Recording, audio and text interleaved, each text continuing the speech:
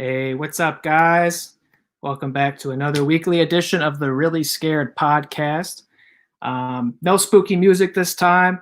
I just wanted to kind of jump in and do a little preamble to explain what's going on. I put a couple messages on social media, but a lot of stuff to read, a lot of stuff to consume right now. Very easy to miss those types of messages. We thought it would be appropriate and respectful to start off this episode of the show with 9 minutes of silence to honor and respect the people who've lost their lives to social injustice, and for many who are fighting it at this time. So we're going to start the show off with 9 minutes of silence to respect them, to honor them, and to stand with them. And then we're going to come back in. We're going to talk about things that I think are too important to not discuss, even on a horror movie show. And then we will roll into the regularly scheduled programming. So going to go ahead and drop out here. And we would just ask that you contemplate this moment with us and show some respect for the people we've lost and the people who are fighting. Appreciate it. We'll see you in 9 minutes.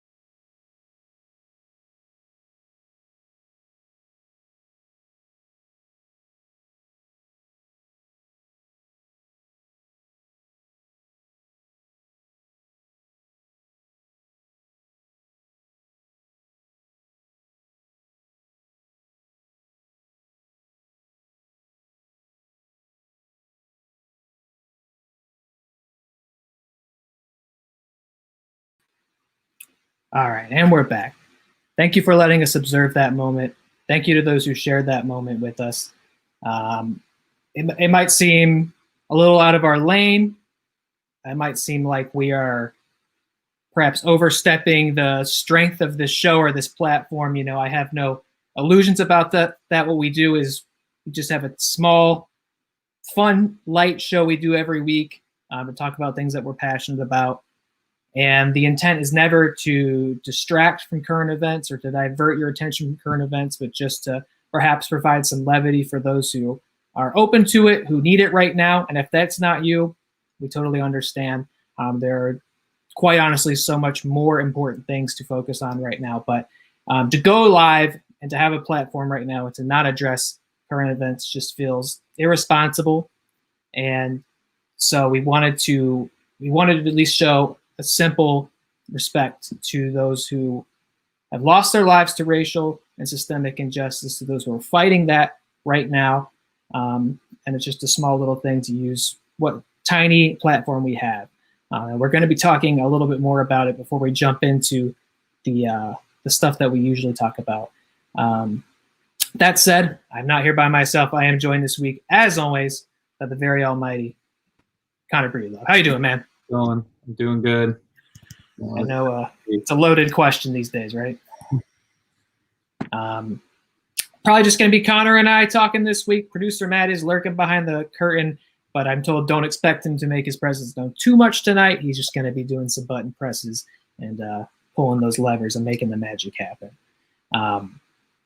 Like I said, we do want to talk a little bit about what's been going on. We touched on it very, very, very lightly last week. Just kind of say, hey, it's not a show of disrespect. Us broadcasting right now, or at least that's not the intention. But this week, sitting on it a week later and really thinking about it, that still doesn't really feel like it's enough. There he is. Well, for this topic, I'll come. All right. Fair enough. It doesn't feel like it's enough. We had a couple of days ago, it was Blackout Tuesday, right? And I think the intent of that was good. I think as the day progressed, people went, I don't know if this is the right thing to do, but I think the base idea of clearing the channels out and not distracting with other content to take up people's time and attention and letting people just focus on ways to contribute and to help and to be active right now. I think the intent behind that was good. Hey, Aroki, good to see you, man. Thanks for coming on today. Hey, Adam, good to see you as well. Yeah, we have some friends on tonight. I think the intent behind that was good. And like I said earlier, us going live tonight is not meant to be disrespectful or distracting. And because of that, we would like to start off the show just to provide info on how people can help and to give some context to what's happening. Because I think that's a question that still is managing to come up. And I know people are getting aggravated by it, but I think it is, again, with hopefully wholesome intentions. What can I do? How can I help? And the reality of the situation is it's very easy to help.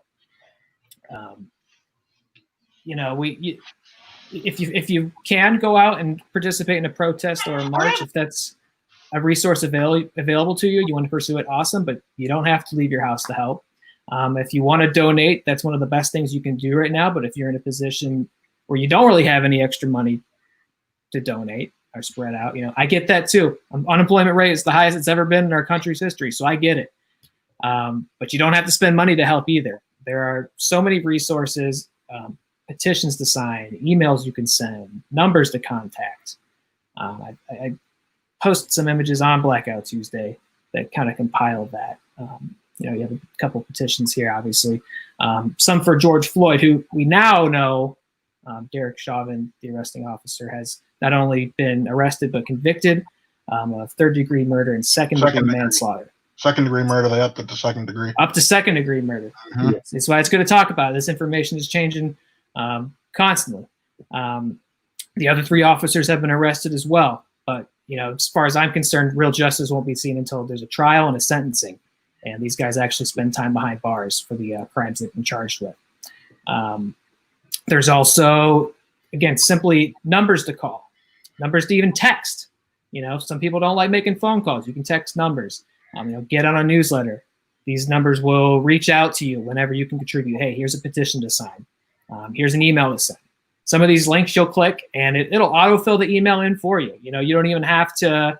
If you want to include your own input, you can, but you don't have to. It'll fill it all in there for you. You just sign your name and send it, and it'll go to the most relevant resource. A couple organizations you can donate to. I mean, this list could go on and on and on. There's plenty of places you could donate your money to right now. Again, if you can, and if you can't, I totally understand it. No judgment there, but a lot of organizations worth donating to. Like I showed at the beginning during that moment of silence, there's a lot of names right now that need to be said, a lot of names that need to be remembered. Derek Floyd, looks like we might be on the way to achieving some semblance of justice in his murder, but not true for everybody. And we've got to keep contributing. We've got to keep seeking justice for those who haven't seen it yet, for those who've been wrongfully murdered. I mean, for acts as simple as walking down the street, going for a jog. A name I'd like to speak on specifically, because it actually would have been her birthday tomorrow, is a woman named Brianna Taylor. She was 26 and she was killed back in March. And what was she doing? What was the crime she committed? She was sleeping in her own home. And there was a no-knock raid. Police came in, shot her. Her boyfriend woke up, fired one round back, and was being charged for a while with attempted murder. I understand those charges have been dropped. But I mean, people break down your door, shoot your girlfriend, you fire back in defense. What else would you expect? Why were they there? Why did they raid her home? They had the wrong address. They weren't even looking for her. Not truly. They're looking for an ex that I guess they suspected in a crime.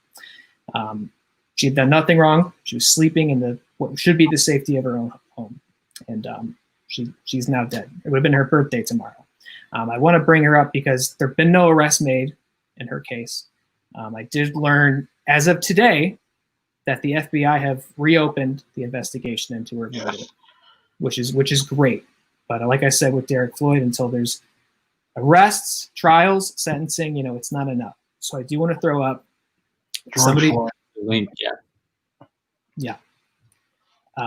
Somebody did kind of make this hub for Brianna Taylor specifically. It's got a nice, simple, short, sweet URL here. I wish you could copy and paste it from off the screen, but I'm going to let it sit here for a while so you can see it and type it in. Even if you just want to, right now, if you just want to open a new tab, just type that in there. It's going to bring up a whole list of things you can do. It's really easy to use. I just used it to donate and sign the petition. There's a lot of stuff on there that you can do to contribute. Yeah.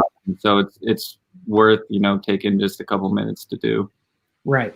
There's a link to the petition you can sign. There's a GoFundMe for a family, which the goal of which was $500,000.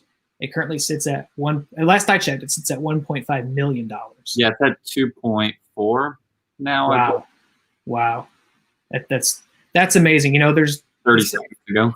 Yeah. Any silver lining in this story is going to be very thin, but at least people are able to reach out and help her family. Like I said, tomorrow was going to be her birthday, and there's resources there to actually send her family a birthday cards out of remembrance and respect for Brianna. Probably not going to get there tomorrow, but I'm sure they would appreciate the sentiment all the same. So I wanted to say her name. I wanted to provide a resource to seek justice in her case, because, the reality of it is, in my opinion, I don't think George Floyd's murderers would have been arrested were it not for these protests. I don't think they would have lost their jobs. Maybe they would have been suspended. Maybe they would have been reassigned, but I definitely don't think they would have been arrested. And I definitely don't think they would have been taken to trial. So anybody, and I don't want to cut me off anytime you guys want to. I'm ranting here. I don't mean to. I don't mean to be white dude gets up on the soapbox and tries to tell you about Black Lives Matter. So by any means, cut me off if you have anything you'd like to say. But anybody who's denying the validity of these protests, who thinks they aren't really about injustice, who thinks they're excuses to riot and get violent and break things, really doesn't have the full perspective and picture of what's going on right now, because it took protests in all 50 states. Got a little cameo there. There we go. We love to see her. Protests in all 50 states, every major city in the country. Protests abroad. I saw thousands of people protesting in France. Italy, France, Yeah. UK. It took. Yeah, go ahead. Sorry. A lot of people around the world are still protesting. I have a buddy who he's like how you've become during this time of coronavirus. He's always been a germaphobe, and he lives over in the UK.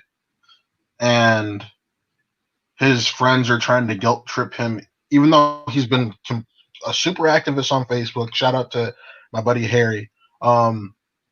He's been all about the Black Lives Matter movement. He's doing whatever he can to bring awareness, and they're trying to guilt him into going to the protests this weekend, but he's afraid to because of coronavirus. And he's like, should I? He asked me, he's like, I'm asking you because you're an outside perspective, and honestly, you're Black. Is it wrong that I don't want to risk my life? I'm like, no, because especially with what we're going through right now, outside of the protests with coronavirus, and I'm like, the most important part is fighting the fight. And the fact of the matter is, doesn't matter where you're fighting it, whether it be a protest or posting petitions and letters online or helping try to educate people on what to do. That's the most important thing. So yeah. And I also think it's important, just because they have been arrested doesn't mean that you should stop speaking up. Right. Yeah. Stop protesting. Like we've already mentioned, Brianna Taylor. There's been no arrest made. They've just now dropped murder charges against her boyfriend. So there's been a lot more going on since the protest. It seems like there's more stuff going on since. Yeah. I'm sure it's just because everybody's very vigilant right now and capturing all this stuff on camera, but it's not stopping until there's actual change within like police forces and legislation. I don't think anybody should stop speaking up and protesting it. And we as a channel ourselves, tomorrow we're going to try to do our part, and we're having a watch along fundraiser. We will be watching Spike Lee's Do the Right Thing, which is honestly, in my opinion, the perfect film to watch at a time like this, especially when you're trying to understand why people are so upset and why people are reacting the way that they are, whether it be rioting or looting or things like that. So the money we raise will be going to the Equal Justice Initiative. So if anyone watching back on this tomorrow, be sure to look for that tomorrow night, 8 p.m. Eastern Standard Time. And if you don't have the ability to watch the movie, or you want to join in, but you have to choose between donating or renting the movie, we'd appreciate it that instead of renting the $5 or paying the $5 to rent the movie, you use that $5 and donate it towards this cause. So absolutely. And and like I said earlier, we're a small channel. We're starting out. We're a small couple of shows. Realistically, what is our outreach? A couple of friends and family, right? That's probably on average who we're speaking to, and that's fine. It doesn't even need to be any more than that for me. But if any one of those people make a donation, or even just sign a petition, send an email, just anything. During the pandemic, which is still ongoing, by the way, it's easy to forget. It's still ongoing. During the pandemic, a big slogan became, "We're all in this together." If that was true then, it needs to be true now too. We all need to be in this together and work together, because a couple of arrests aren't going to be enough. A couple of arrests are going to change everything. George Floyd was a spark that lit the fire, right? And it took, like I was saying, all 50 states protesting to make those arrests happen. We have to keep going, right? And money talks. Educating those in your life is very important, I think, because I don't think you can trust, CNN or Fox or whoever right now to really give you the full perspective. Right. With everything that's going on, you're better off going to like a Twitter or an Instagram and looking at live videos or people live streaming to see what's really going on. Because my older cousin and I got into it with our younger cousin just yesterday, because she's like, you guys can hate me for this opinion of mine if you want. I don't care. This is just how I feel. And she pulled the I don't understand why people are looting and this, that, and the other. Now, keep in mind, this girl is still black. She's completely light-skinned and compassed, but she's still, in the government's eyes, she's still a black woman. Drop of blood. You know what I mean? Yeah. So us being the older cousins, we were just like, look, you don't get it. And we had to try to explain to her that a lot of these protests started off peaceful. And the fact of the matter is that police decided it was a little too rough, even though in their eyes, even though they really weren't, the evidence is there.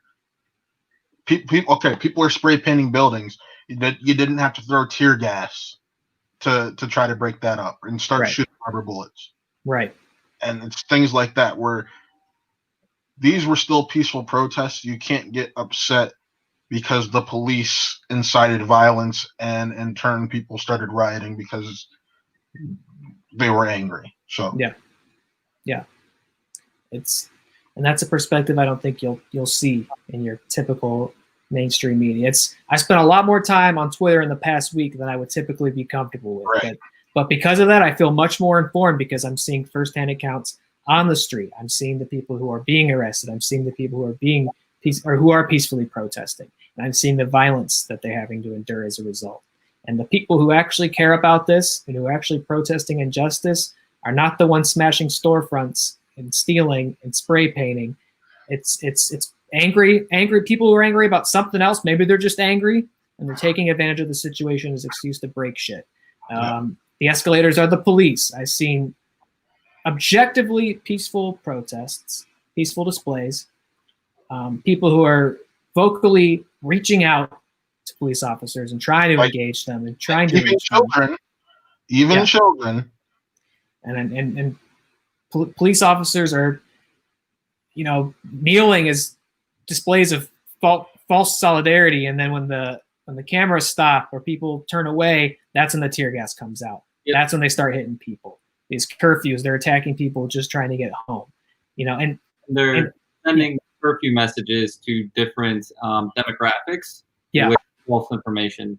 They'll tell the white demographic who speak English 5 p.m. They'll send a alert out in Spanish saying it's 6 p.m. Yeah. And even those first alarms that they're sending out, they'll be, if the curfew's at 5, you get the text at 5:03, right? So even if you're ahead of the curve, you're not really, and they're just setting people up for failure. There's police officers, showing up in riot gear. That's the experience they're ready. That's the experience they're encouraging. Right. And they're going to elevate the situation to that point. And I might not have fully realized that and been able to see it if I wasn't online. Again, social media, not something I would usually proudly say, oh, I've spent hours on it this week, but I have. And that, there might be people in your life, friends or family, who don't have that perspective, who aren't on those channels, who aren't seeing those things, and they might have opinions that are not malicious, but they're ignorant in the truest sense of the word. And take an opportunity to sit down and show them, here's something I saw today. here's a story I read today. Here's this video right off the street. You know, you can't deny it. Here it is, undoctored. This is what's happening. It's important to reach out to those people because you might have an ally sitting right next to you, and they just don't have the information to realize that. So help them realize that. Call out bigotry when you see it. I've seen a lot of people doing that. I know, Connor, I've been seeing you. I've been seeing you put a spotlight on some shitty people. How about online. the entire athletic community attacking Drew Brees yesterday for his post? Wow. Yeah.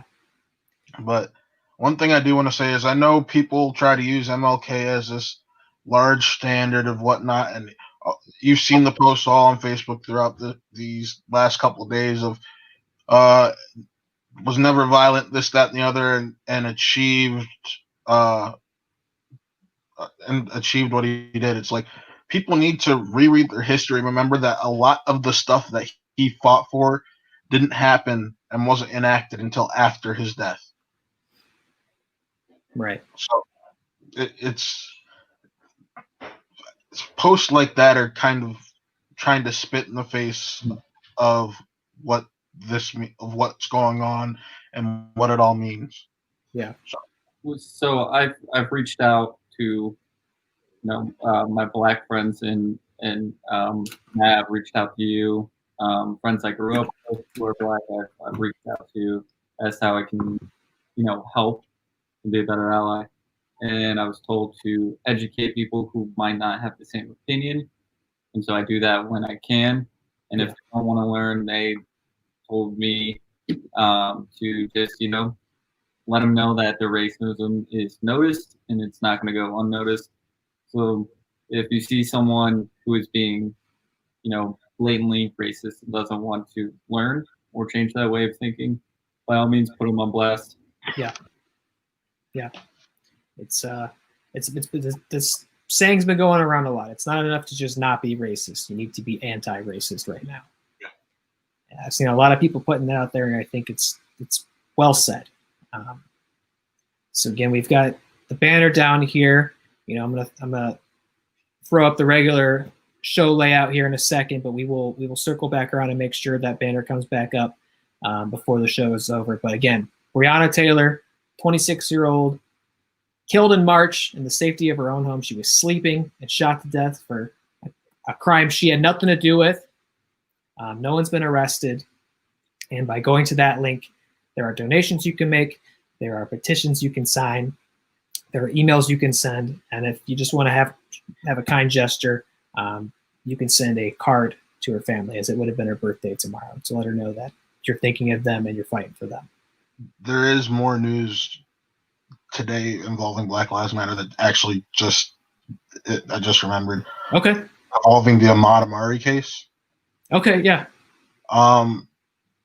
They found evidence that he was hit with the car first before he was shot. So he was actually running away from them at that point.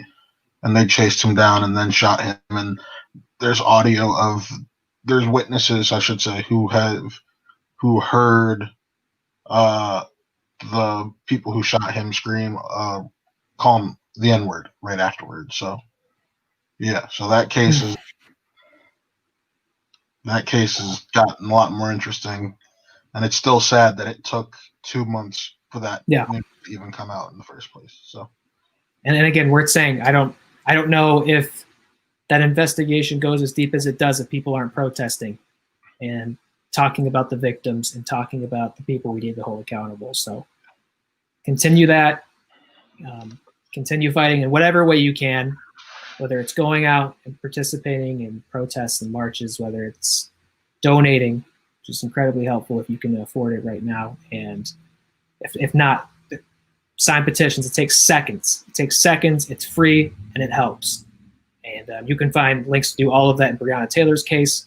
There are so many more names and cases. And unfortunately, we truly could speak all night about that. We could speak all night on each case. We still have a horror show to run. We do have a horror show, and it feels so silly and it feels so trivial to transition into it, It's hard.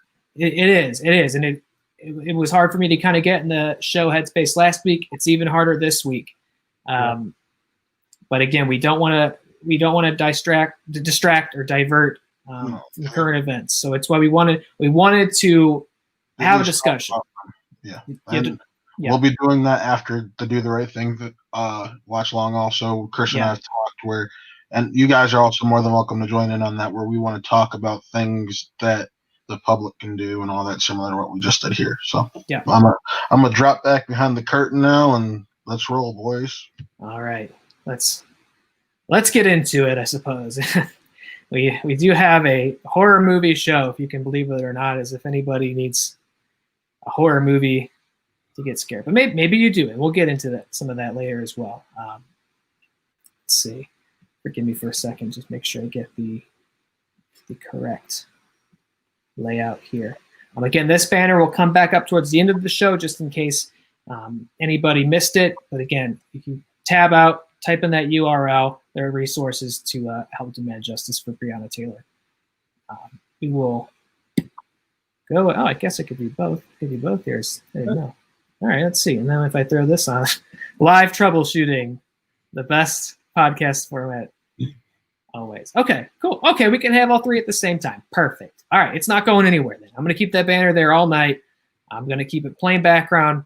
No spooky dungeon tonight. Just a weird juxtaposition. All right. So we are going to roll ahead into our regularly scheduled programming. We've got a lot to talk about. We will probably be keeping people up past their bedtime. Again, our intent has been to try to trim down the show a little bit, because we tend to ramble, tend to go a little bit late. But of course, we just really felt it was necessary to have a real discussion about something not as trivial or silly or as fun or as inconsequential as horror movies. So just wanted to talk about that a little bit. So this will be longer than expected, because we do still have a lot to talk about.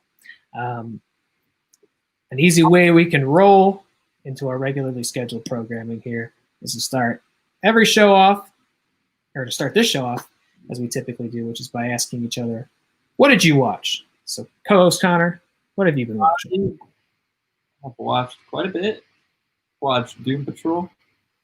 Yeah, you're enjoying that, I understand. Yeah, I enjoyed it for the most part. There were a few episodes that, I didn't like, but as a whole, I really liked it. Looking forward to the second season. I'm really enjoying Search Party. Okay. I'm on the second season. Third season comes out, I think, the 25th on HBO Max. It was on TBS, moving to HBO Max. Sounds really good. What else have I watched? Went to the drive-in last night. I saw That's right. The Wretched and We Summon the Darkness, which hopefully we'll get to talk about on the show at some point. Yeah, you did say it'd be worth actually doing an episode on it. Yeah, actually it would definitely be. So I won't get into that one. Cool. Just to save it for an actual review. But I think it's worth talking about and reviewing. And I've been watching a lot of Aqua Teen Hunger Force. Oh, classic. That's my late night kind of nightcap, if you will. When I think of Adult Swim and like staying up too late, and I'm like 14, that's the first show I'm thinking of. That's the headspace I get into when I turn that on at like 1 a.m. Yeah. It's like we put the whole series on HBO Max, so I'll just get on HBO Max, throw that on, watch 30, 45 minutes worth of that, because they're only 15 minutes episodes, but feel like a kid again, and I forgot how funny those episodes were. Yeah. It's so funny. So that's what I've been watching. Good list. I haven't been watching a lot this week. For some reasons that are obvious. Like I said, a lot of my spare time, free time, I've been spending just basically consuming news and scrolling through social media. We spoke on that. I also had my summer classes start, and so I'm busy as hell. I underestimated how busy I was going to be, and I've only got one class so far, and the next one starts next week, and I underestimated just how much they squish into these summer semesters. I've never done it before. So that Tri-C?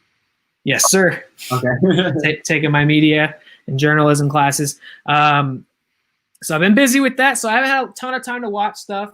I've got HBO Max, and no, that's not. I did watch something on HBO Max today. I watched with Jessica and the kids. I watched the classic School of Rock. Oh yeah. Yeah. So that's been my use of HBO Max so far. Great movie. It's still super. I mean, that movie's good. Movie's good. It's so good. Truly Jack Black at his most Jack Blackiest. Oh yeah. It couldn't have been anybody else. Really, I don't think it could.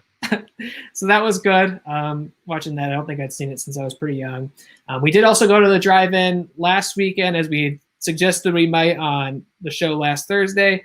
We did go back to the drive-in to watch The Wretched, which, we've shared our thoughts at length about The Wretched. It rules. So glad to contribute further to that highest grossing box office total.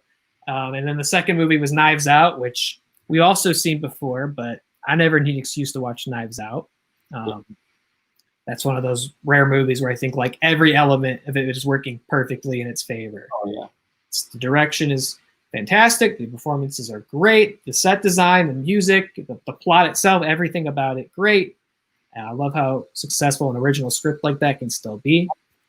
Outside of that, yeah, that's just really those movies with Jess, who won't be joining us, I believe, unfortunately, tonight. She doesn't feel well, so missing her tonight. She also says hello to everybody. You, Connor, as well as all the ghouls in attendance. She sends her greetings and her love. Feels better. Yeah. That's about it. Watched Blood Quantum, obviously, and then last night before bed, I went back and watched the original Night of the Living Dead, George Romero classic. I saw it was streaming on Shudder, so I booted that up. It just seemed like, on a couple levels, considering what we'll be talking about later, considering the film we're reviewing, Blood Quantum, that just seemed like a good one to revisit. And it was, man, it holds up. It's funny, I kind of forget what the zombies were like in his first movie. They're a little different than what we typically think of. Yeah. They're not quite as gross because of budgeting reasons, but they're a little smarter and breaking shit and trying to open doors and stuff. It's kind of funny. I forgot. They were a little more clever back in the day, those zombies. And then that ending, you could make that movie today, and that ending still works, and people would totally get the point of it, which is quite unfortunate, quite tragic that ending would still totally work if you made that movie for the first time today. But again, a classic movie, a timeless horror movie. So good to watch that, and that's pretty much all I can think of that I've been watching this week. Normally, this is one point where we would go into our discussion topic of the night. I think that's going to roll over pretty naturally into the film we're reviewing, Blood Quantum. So I thought we could maybe reserve that. Yeah. Get into our news. After that, don't forget, we started our book club tonight. Never been part of a book club before, so I'm excited to test that out. We read the first, we call it short story. They're a little bit longer than short stories. Yeah, it was about 88 pages. I was shocked, and I was like, oh shit. Yeah. 2 days. Yeah. So I think you call those novellas, I think is more appropriate. So we'll be getting into the first one from that book called Mr. Harrigan's Phone. So we'll jump into that after the news. We'll start with our news right now. We've got plenty to talk about, as always. This, starting off, kind of a more broad subject, which I promise we're really going to get into the horror movie stuff. I promise, a little more of a broad subject, just because I think it affects the movie industry and the production end. It affects the theater industry. So while not specifically about horror movies, it's going to affect all movies. It's going to affect the ones that we love right now. So I don't have a little cutesy graphic for this part, but the unions and studios have put together back-to-work guidelines for film productions. This is coming from the industry-wide Labor Management Safety Committee. It's a mouthful. They need to come up with a cute acronym for that. They came up with guidelines delivered to New York and LA. Pretty standard stuff about what you'd expect, but those include regular periodic testing of cast and crew to mitigate risk of spread, social distancing whenever possible, 6 feet apart except when doing so is incompatible with job duties, avoid congregating in groups, people in close proximity with the performer. People in close proximity with performers kept to a minimum, Hair and makeup observed, PPE requirements, hand hygiene, daily symptom monitoring, and no craft service buffets anymore. Bummer.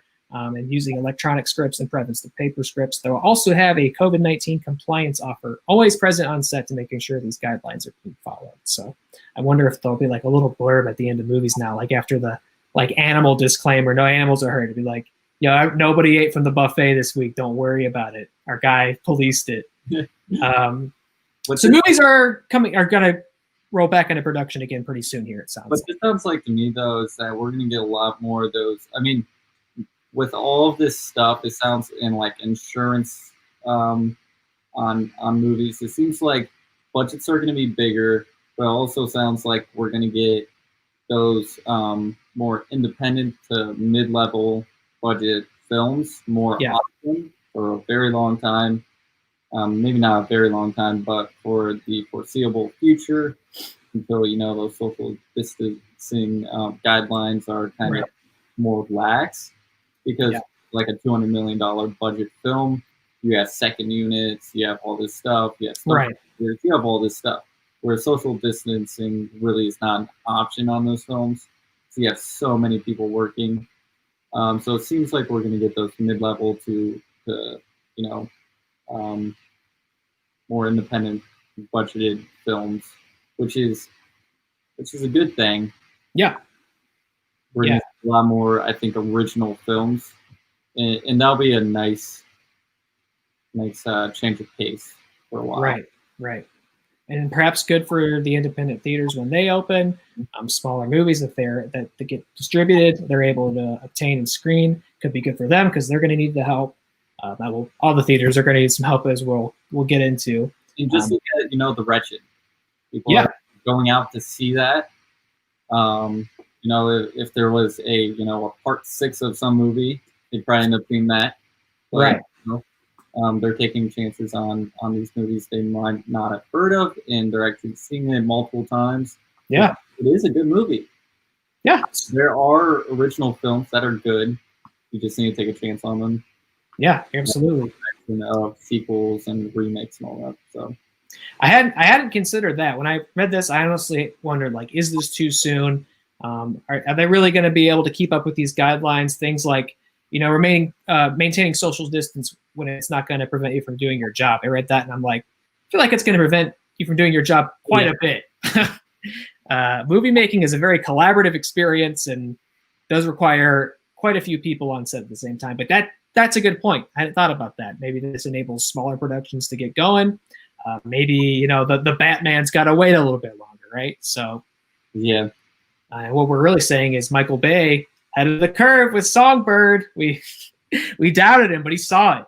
I only need 2 people on set at a time. Yeah, he's like, I don't know whoever's in it. He gets to hold the camera. I don't know, just walk around and scream and shit and shake the camera around, So we dogged on him, but you know what? He might be a genius. We were wrong. He knew. He knew. So maybe and that movie might come out before any of them at this rate. So there you go. They're going to start making movies again. I hope it's not too soon. And if they're going to do this, to your point, I hope this does empower smaller productions to get made for the time being. On the theatrical end of it, I do have a cute little graphic. Here we go. AMC. AMC has, in their own words, substantial doubt that it can remain in business. The multiplex chain expects to have lost between $2.1 and $2.4 billion.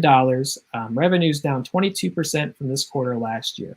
And even in a situation where they do get to open soon, they're afraid that lack of big studio releases is going to hurt their business and will not drive people in to see movies and buy tickets and concessions and stuff anytime soon. So they're... Well, Brewster Matt creeped in. Showing the graphic.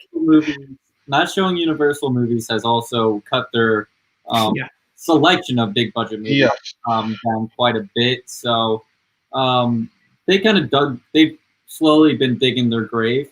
So when's Amazon buying them again? Right.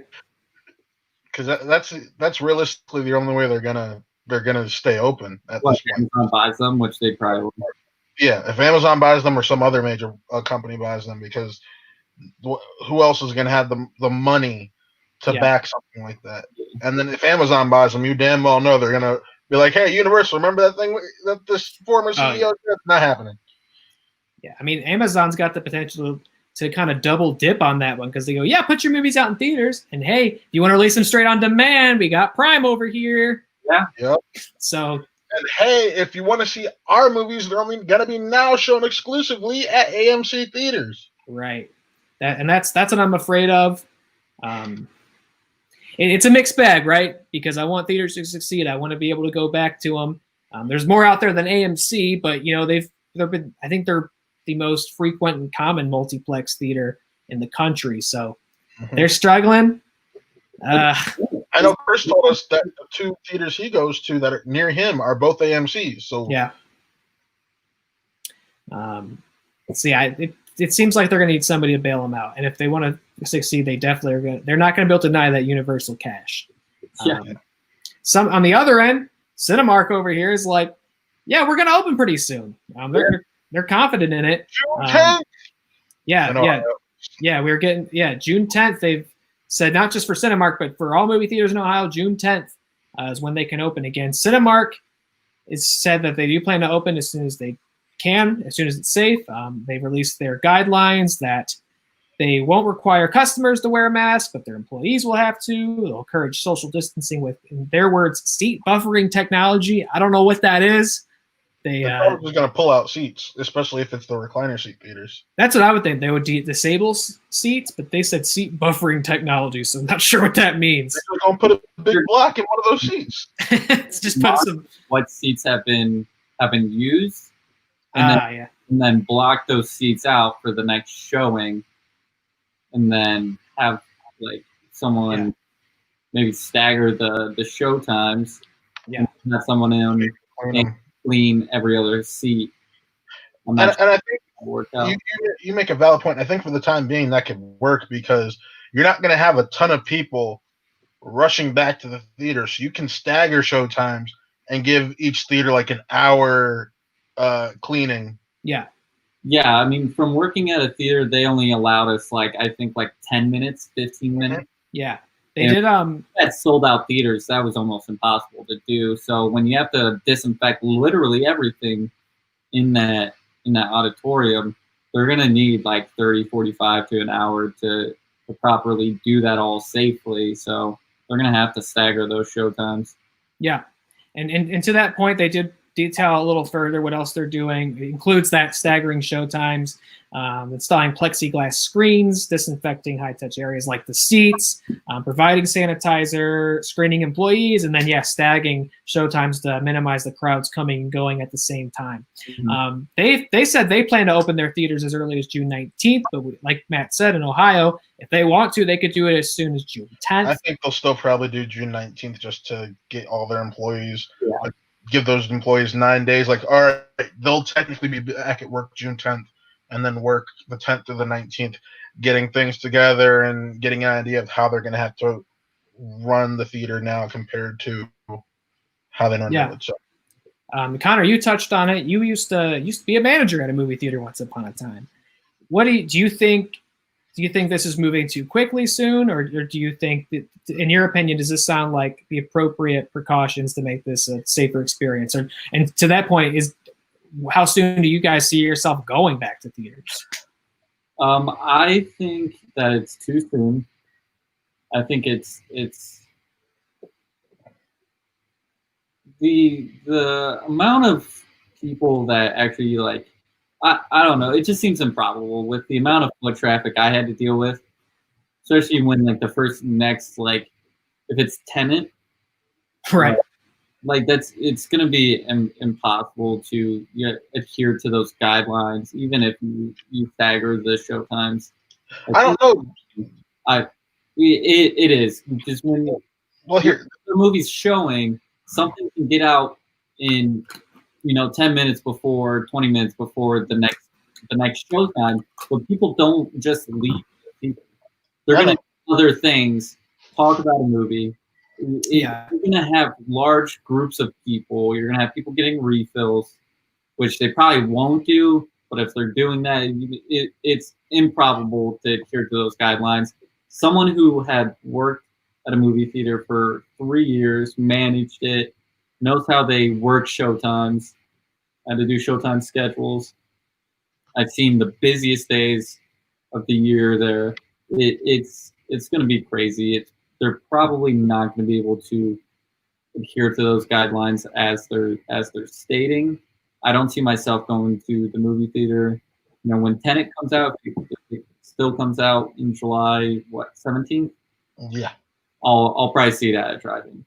Well, Yeah. Well, here, let me explain my reasoning to why I think it could work. Because realistically, what all do we have coming out other than re-releases of movies? That's my other question. If you open mid-June, what are you showing? Well, they've already. I know it's already been announced that Scott Pilgrim versus the World is going to get re-released. I believe that's August, though. Yeah. If I remember correctly, The Dark Knight is one of the films getting re-released. The original Avengers. So there's films that people would want to see getting re-released. But the point I'm going with is, well, Connor mentioned foot traffic. Well, if you're having those social distancing things, there's not a ton of the social distancing guidelines, and there's not a ton of movies going out. What's going to stop you from to be able to make sure you capitalize on a film like, say, Tenet if it comes out on time? Why not just make that? If you have the ability to, why wouldn't you just make that every screen, especially if nothing else is showing? Just like 40 Tenet screenings. You show Tenet all day. The studios still get their money. It's not like, what's the competition it's going to have? That Russell Crowe film? Well, I was going to say, because Tenet... Next week is Mulan. So, yes, at first you're going to be able to adhere to those guidelines for a while. But after that, you're getting a new movie pretty much every week. Yeah. August is stacked. September's stacked. It's going to be insane. So, yes, it's going to look like they're operating at normal, adhering to those guidelines. But after Tenet, when a new movie is coming out every week, it's those guidelines are going to go away. They're not going to be able to adhere to them. Well, here's what I'm thinking. So basically you're getting a movie every other week. Love you too, honey.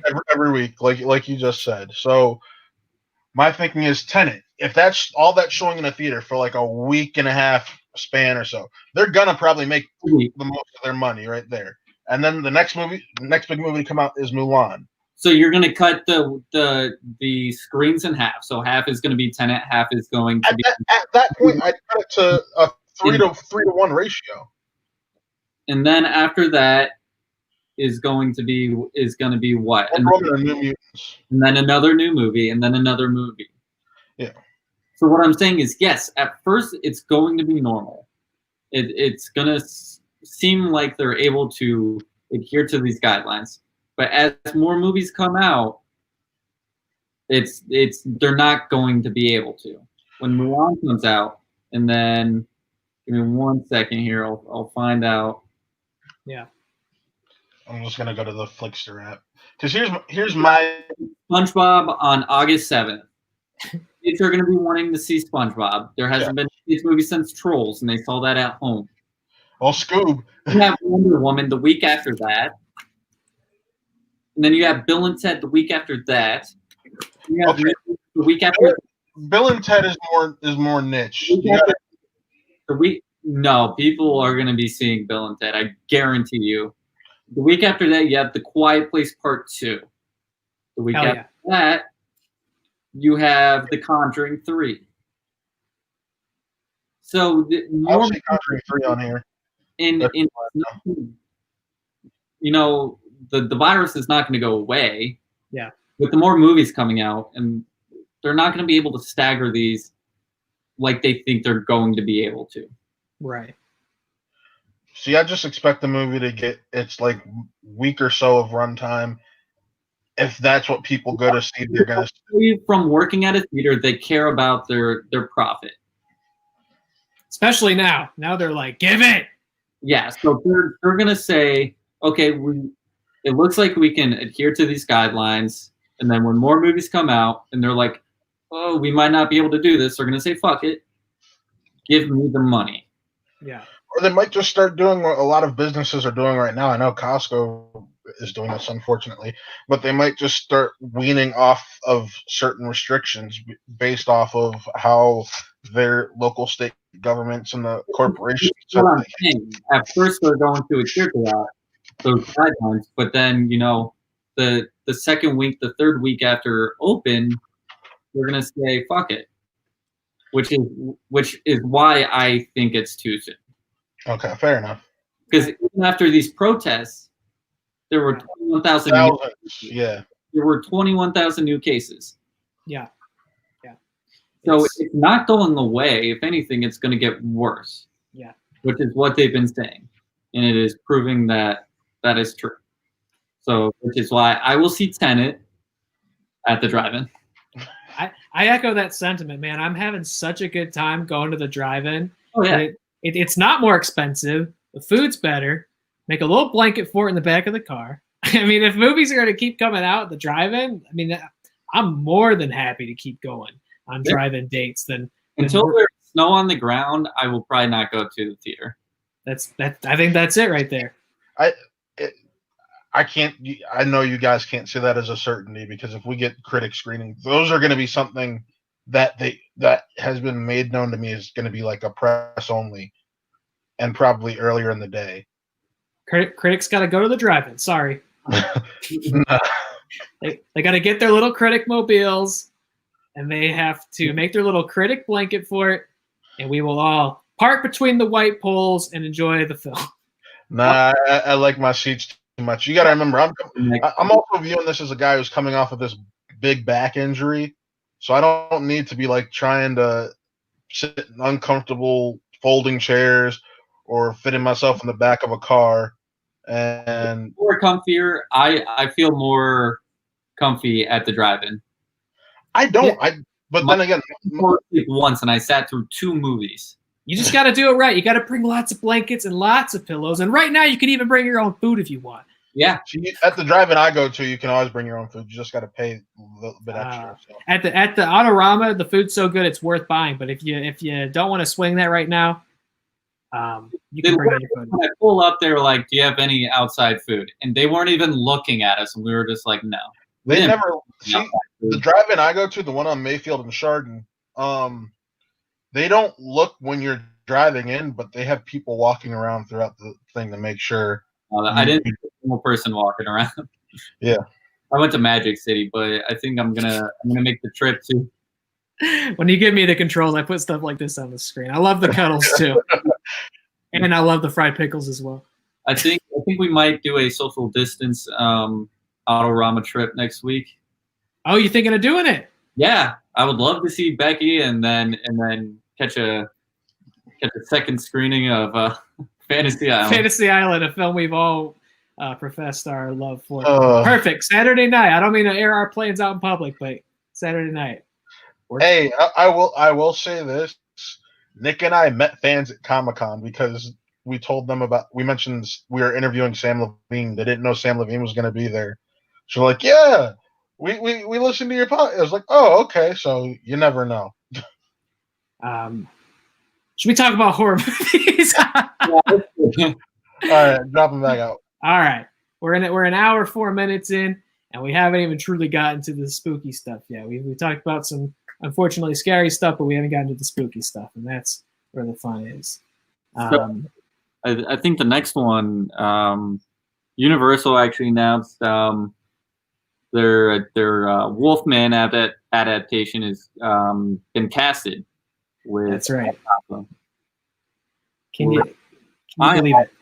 I love him. That's news, bro. We complain like too much horror movie news. This story dropped mere hours after our last show. Where what did we proclaim? What did we say? Hashtag Save the Dark Universe. Oh yeah. Save the Dark Universe, and we're saving it. Bring that beautiful man into the Dark Universe. Yeah, hours later we were heard, and they answered the call. Look, if they said we're making a Wolfman movie, never would I have thought that Wolfman would be Ryan Gosling, who I also love. And they said it's going to be in the vein of Nightcrawler. Yeah, that's. There's no specific plot details, but apparently he's going to play a modern news anchor. Oh, I love it. That's the rumor. Compared to Nightcrawler, which is a film I really enjoy. Yeah. No director attached yet. Corey Finley, who just recently did Bad Education for HBO with Hugh Jackman. That was a great sort of satirical dramedy. It's a weird poll. That was so, it's more dramatic and dark humor. I personally would love to see Jeremy Solner, who did Green Room. Oh yeah. I loved both of those. Yeah. I would love to see him tackle something like this. I think that would be really good. He knows how to make a horror movie and say something at the same time. Yeah. And the cinematography is always beautiful in his films. Let's get people in there. If we're going to do these Universal monsters, let's get people in there who can tell scary, visceral stories, just like Leigh Whannell with Invisible Man, Yep. Invisible Man's a silly property about a guy who drinks a potion and turns invisible, and he figured out a way to retool that and make it scary, gripping, modern.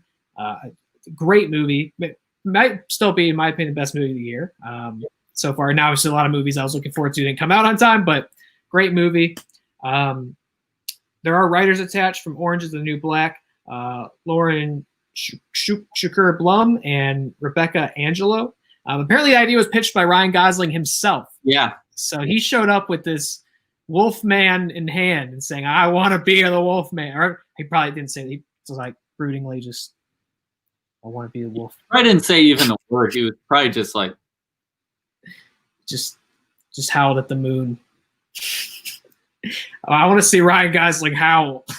I want to, that, and I just want to see him there for 2 hours, 2 hours 15 minutes. Yeah, it seems like this would demand for him to kind of get out of that typecast of the tough, brooding guy. I mean, Wolfman, even a modern adaptation, there's still something sort of campy about werewolves, right? So I feel like he's got to get out of it a little bit.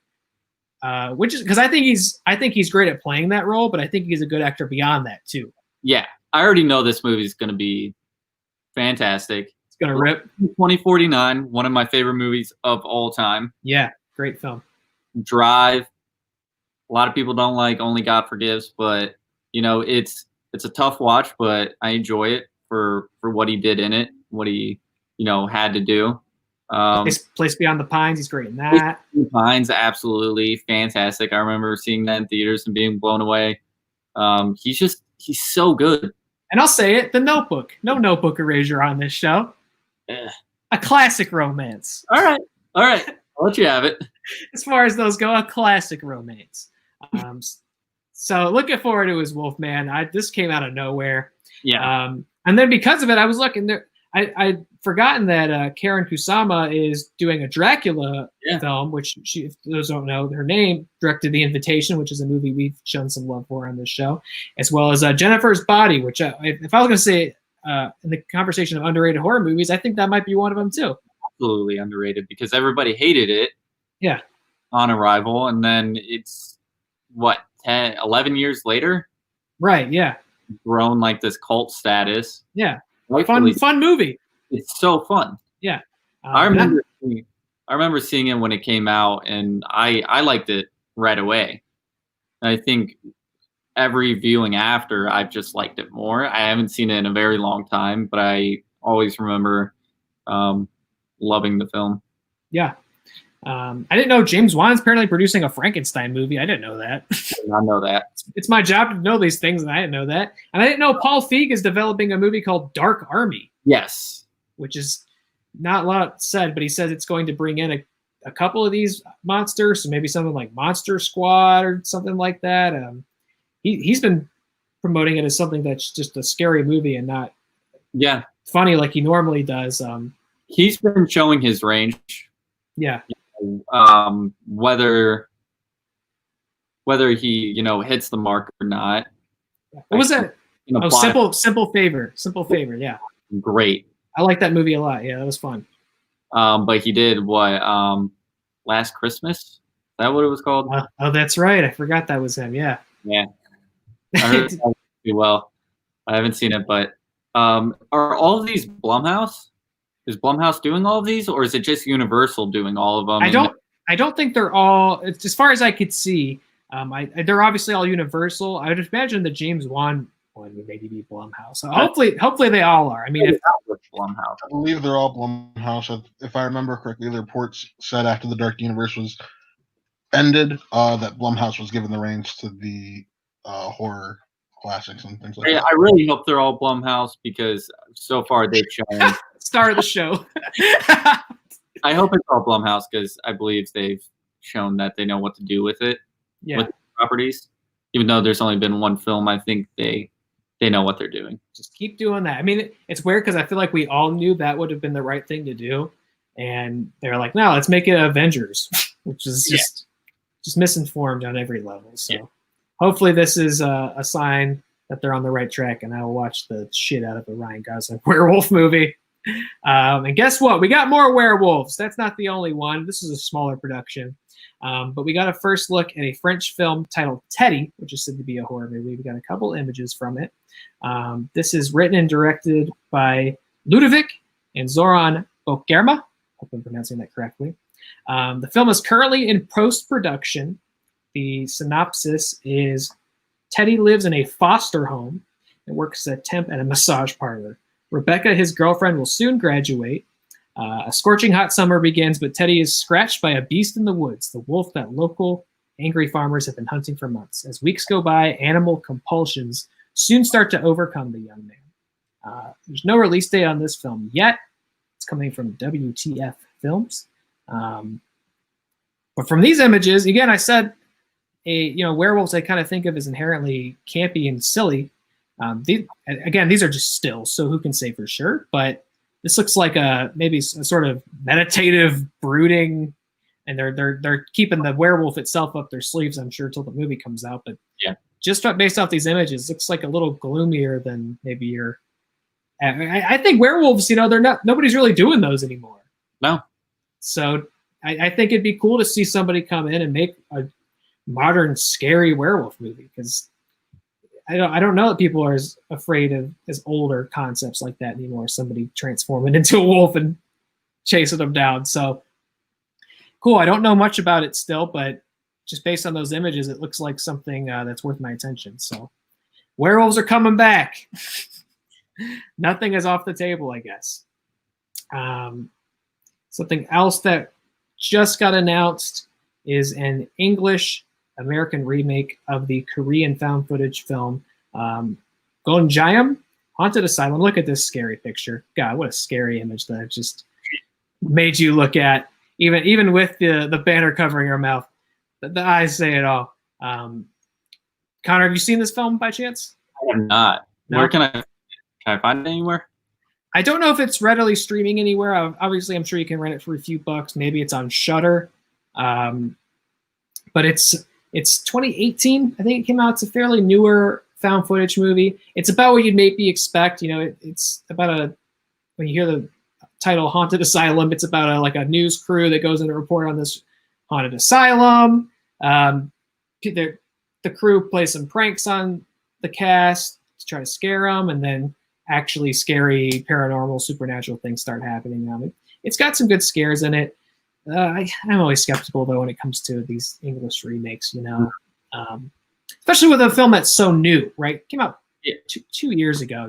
What can you add to it that's not in the original? And then saying it out loud, the plot of it's pretty much identical to the film Grave Encounters. Grave Encounters. I was going to say this sounds a lot like Grave Encounters, which. Yeah. Say what you will. I mean, there were some good scares in it, but it's found footage is played out by now. But some of the people who got it early, I thought they came up with some cool stuff, and I think Grave Encounters is all right. But if you do an American version of it, I don't know what can you add? Is it too close to Grave Encounters? But that's apparently getting adapted. It's coming from Black Box Management and the Seoul-based BH Entertainment. So it is a collaborative experience between the studio here and a studio in South Korea. So I don't know, maybe there'll be a decent collaborative experience there. I mean, there's precedent for Eastern films getting adapted here or remade here. the original Ring movie's pretty good. Yeah. You know, it should be a piece of garbage, and some of the sequels perhaps are, but it's pretty decent. Grudge is pretty decent, the first one. So hey, maybe there's precedent for that. Maybe Japanese horror will start getting popular in American movies again. Now I want to say, Jessica, I do love Cursed. I should have mentioned that in my underrated horror films. Wes Craven, Christina Ricci. Oh, yeah. Richie, yeah. Ricci? Yeah. Jesse Eisenberg. I love pretty much anything Wes Craven does, even his kind of lesser loved films. But I've always loved Cursed. I think it's like a great werewolf movie with some, biting dialogue as biting dialogue. Craven's films usually do have. He's always had that, like, I don't know. He's always had like this way with dialogue that I've always loved with the Scream movies, the first Nightmare on Elm Street. He's always just been so good with that, even though he hasn't always, written all his movies. I'm sure he's had input with it because all his films usually have that same style. Yeah, he's the legend. He's the master. Yeah, rest in peace. Rest in peace. Well, this is an awkward transition, but speaking of rest in peace, that's never how you want to dive into an obituary, but it does happen to be literally the next thing I got on the list here. Writer Ron Kurz passes away at 79 years old due to heart failure. If you don't know the name, I'm sure you know the legacy. He is the screenwriter, uncredited work, I believe, on the original Friday the 13th film. He worked alongside Victor Miller, but he did do the script for Part 2, Friday the 13th. I actually couldn't find a great picture of him online, so here's Jason himself from Friday the 13th, Part 2. Ron Kurz was an Army veteran and a former corrections officer. He released his first novel in 1974 titled Lethal Gas, and then wrote these films about a decade later. Not for nothing, Victor Miller, I think, is more commonly credited as the creator of Jason Voorhees for having written that first film. But if you're the writer of the second film, you're the one who actually turns Jason Voorhees into the villain. Yeah. Yeah, because, of course, his mom is the villain in the first one. Jason just chills at the bottom of the lake the whole movie, for most of the movie, to the very end. But yeah, he's, I think those are the only two he wrote. But even still, just writing that second one, you kind of create a legacy with that movie. Yeah. We were admiring slashers, and now these things feel kind of cliche, but he's the first one to kind of make dumb teenagers get stabbed to death on a campground, right? Which is a cliche and feels overdone now, sure, but it's something you see people homaging, and just an iconic movie, an iconic character, and it doesn't happen without Ron Kurz. So just wanted to give him a shout out, say rest in peace. He's survived by his wife and 2 sons. We will be watching those movies for the rest of our lives. We'll be talking about Friday the 13th at length, I'm sure, as the show continues. And Jason Voorhees is as much of a household name as any of the superheroes that are frequenting movies these days. So just wanted to show him some love and say R.I.P. This one, Connor, I know you're a little upset about this one. I'm not upset. You're not? Oh, wait, you weren't upset about this. Okay, I'll throw it up. Here they are. Who would have thought we would have talked about these characters on this show? But Jay and Silent Bob no longer appearing in Kevin Smith's film Moose Jaws. He said he is currently rewriting the script, removing these characters. This was a film where they were reportedly going to canonically die, and this would be their last appearance, eaten by a giant savage moose. These characters are no longer in the film. He's rewriting the script, and they won't be back until the Mallrats sequel that he has recently finished writing. So I thought you were upset. You were not upset about this. I did want to see them die by the jaws of this moose. I am not upset because he's going to pull out any connection he's had with the other films. It's still going to be connected to this True North trilogy that he's done, but I don't think it's going to. I think I love Red State. Yeah, that's some of his best work for sure. And I think by taking out Jane Silent Bob, this is a way to get back to that. I mean, I feel like the concept is so inherently absurd. I think it'll be difficult to get to the same tone, of course, of something like Red State, which is really what I like, because I think it's like the only real drama that's never played for laughs that he's got. Yeah, I mean, this is going to have laughs, but I think it's going to be kind of in between Red State and Tusk. Which, hey, you and I both love Tusk. I know that's not for everybody, and I'm sure Moose Jaws won't be for everybody. I didn't realize until this article, he had said it, I guess, a while ago, but a part of this film is that Justin Long will return as Tusk, the walrus, in combat Moose Jaws. Oh my God. He said like it was his own King of the Monsters. So that, I mean, well, he's rewriting the script, so I don't know if that's still true. But I saw that and I was like, hell yeah, I'm there. Oh yeah. So they won't appear anymore. I was a little disappointed to see it because I thought it would be kind of hilarious to actually give those characters a death, especially one so crazy. But hey, maybe it's for the best. Maybe it'll be less distracting to not have those characters kind of anchored in the film, and you can just go off and get crazy. I think Tusk does walk a weird line of being so absurd you have to laugh, but also having some genuinely like chilling stuff in it too. I mean, part of that's because Michael Parks' performance, who's unfortunately no longer with us. We won't see him in Moose Jaws, but yeah, Kevin Smith's capable of, I think, walking that line. So hopefully he can do it still in Moose Jaws. I thought we would have seen this movie by now. We talked about it on Real Talk that Kevin Smith's kind of the master of telling you everything he's working on, and then it's canceled or shelved, or he comes up with a different idea and he does that instead. But I'm glad to know he has not given up on Moose Jaws, because I'm not going to give up on Moose Jaws.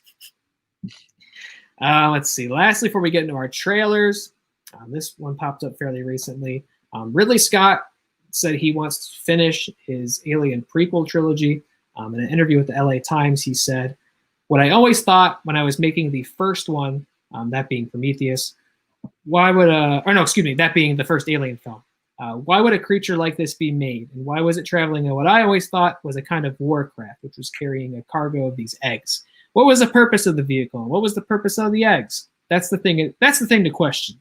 Who, why, and for what purpose is the next idea, I think. I do believe he had said after Alien Covenant that he wanted to do 2 more movies. Yeah, I thought he wanted to do 2 more. Yeah, and the last one, I guess, would have kind of pulled a Rogue One and just like ended right where the first Alien begins, something like that. I know Covenant kind of disappointed commercially, kind of disappointed critically. I liked it. I'm a big fan of both Prometheus and Covenant. No, a lot of people aren't, but seeing that Xenomorph slam its head into that spacecraft and drool all over it. Yeah. Favorite scenes. That's the angriest Xenomorph of all time by far. Yeah. He's pissed. I loved it. Just for that scene. Yeah. For me to love the movie. Yeah. I like the movies a lot. So I hope he gets to make at least 1 more, because I think they are interesting stories, and I would love to see where he's going with it. Yeah. Produced a lot of ideas, and I want to see that kind of thread be completed. Yeah. I mean, at the end of the day, I'm never going to tell Ridley Scott don't make an Alien movie if that's what he wants to do, right? I didn't like Covenant so much. I enjoyed Prometheus. I know some people had issues with Prometheus because they thought, oh, we're getting an Alien prequel. And then it kind of wasn't really that. It was kind of something else. But I thought it was a good sci-fi movie. And then Alien Covenant feels like, oh, people were mad that we didn't really do an Alien thing. So, okay, here's a bunch of aliens. And I think Prometheus is a good movie, and Alien Covenant is not a good sequel to it. But I also kind of don't think it's a great prequel to Alien, because he's saying, like, those are the questions you ask when you see the first film for the first time. You see I guess now they're called engineers in the chair, and the chest busted open, and what are the eggs, and where is it going, and where did they come from? You do ask those questions, but I'm not really somebody who actually needs the answers to them. Yeah. I never really wanted to see a movie where I found out where xenomorphs came from. I thought the mystery of them was part of what helps make them scary. And now it's one of those rare things where I think if you were to watch all the movies in order on like a timeline when they take place, you watched Covenant and then you watched Alien, I think it actually makes Alien a worse movie because it robs the monster of the mystery. And you've seen where they come from, what they look like, their weaknesses, how to fight, it robs you of the suspense. At that point, you find out they're kind of like a mistake. Yeah. They're just they just so happen with a bunch of different DNA being crossed. They so happen to be made, which does make it less frightening. Yeah, I think the stuff that he seems interested in Prometheus, which is the engineers, exploring the genesis of humanity, exploring which I like that about Prometheus is they introduce like these engineers who supposedly created humanity, and I did not like Covenant as much as Prometheus. Let me be clear about that. And I wish they did continue with the engineers, and we saw a little bit of that with David, kind of going to their home planet, and I think we were robbed of seeing that movie. Yeah, because people were up in arms about Prometheus. Yeah, I do saw more of that. Yeah, and who knows? Maybe this third one, if he gets it, maybe he gets 3 and 4. Maybe we see more of those engineers. Maybe, yeah. And I do think it was interesting. Matt threw it up on the screen, but Jessica loves Prometheus, hasn't seen Alien movies, so that kind of a testament to that movie works as its own thing. And I kind of wish he had explored more of it, being a film about like creationism and kind of going back to the ideas from Blade Runner. With the androids, what defines a soul and what defines life, and seeing the character of David go through that process as he himself is sort of creating life. Right, that gets more into Covenant, but yeah, anytime I see the phrase prequel trilogy, I'm like, just in any context, I'm like, because it's weird. We always go back, and we always the stuff that's great always wants to go back for some reason, explain all the shit, And I've said before, I don't with anything. I'm never a huge fan of that. And also, Jessica, we're gonna have to watch the Alien movies, at least the first 2 classics. You know what? 3, not as bad as people say. And I think 3, I think he kind of gets some of Covenant from 3 because Prometheus tees up the sequel. Like, this is what the next movie is going to be. And Covenant's like, no, all those people are dead. It didn't even happen on camera. This is what the movie's about now. Yeah.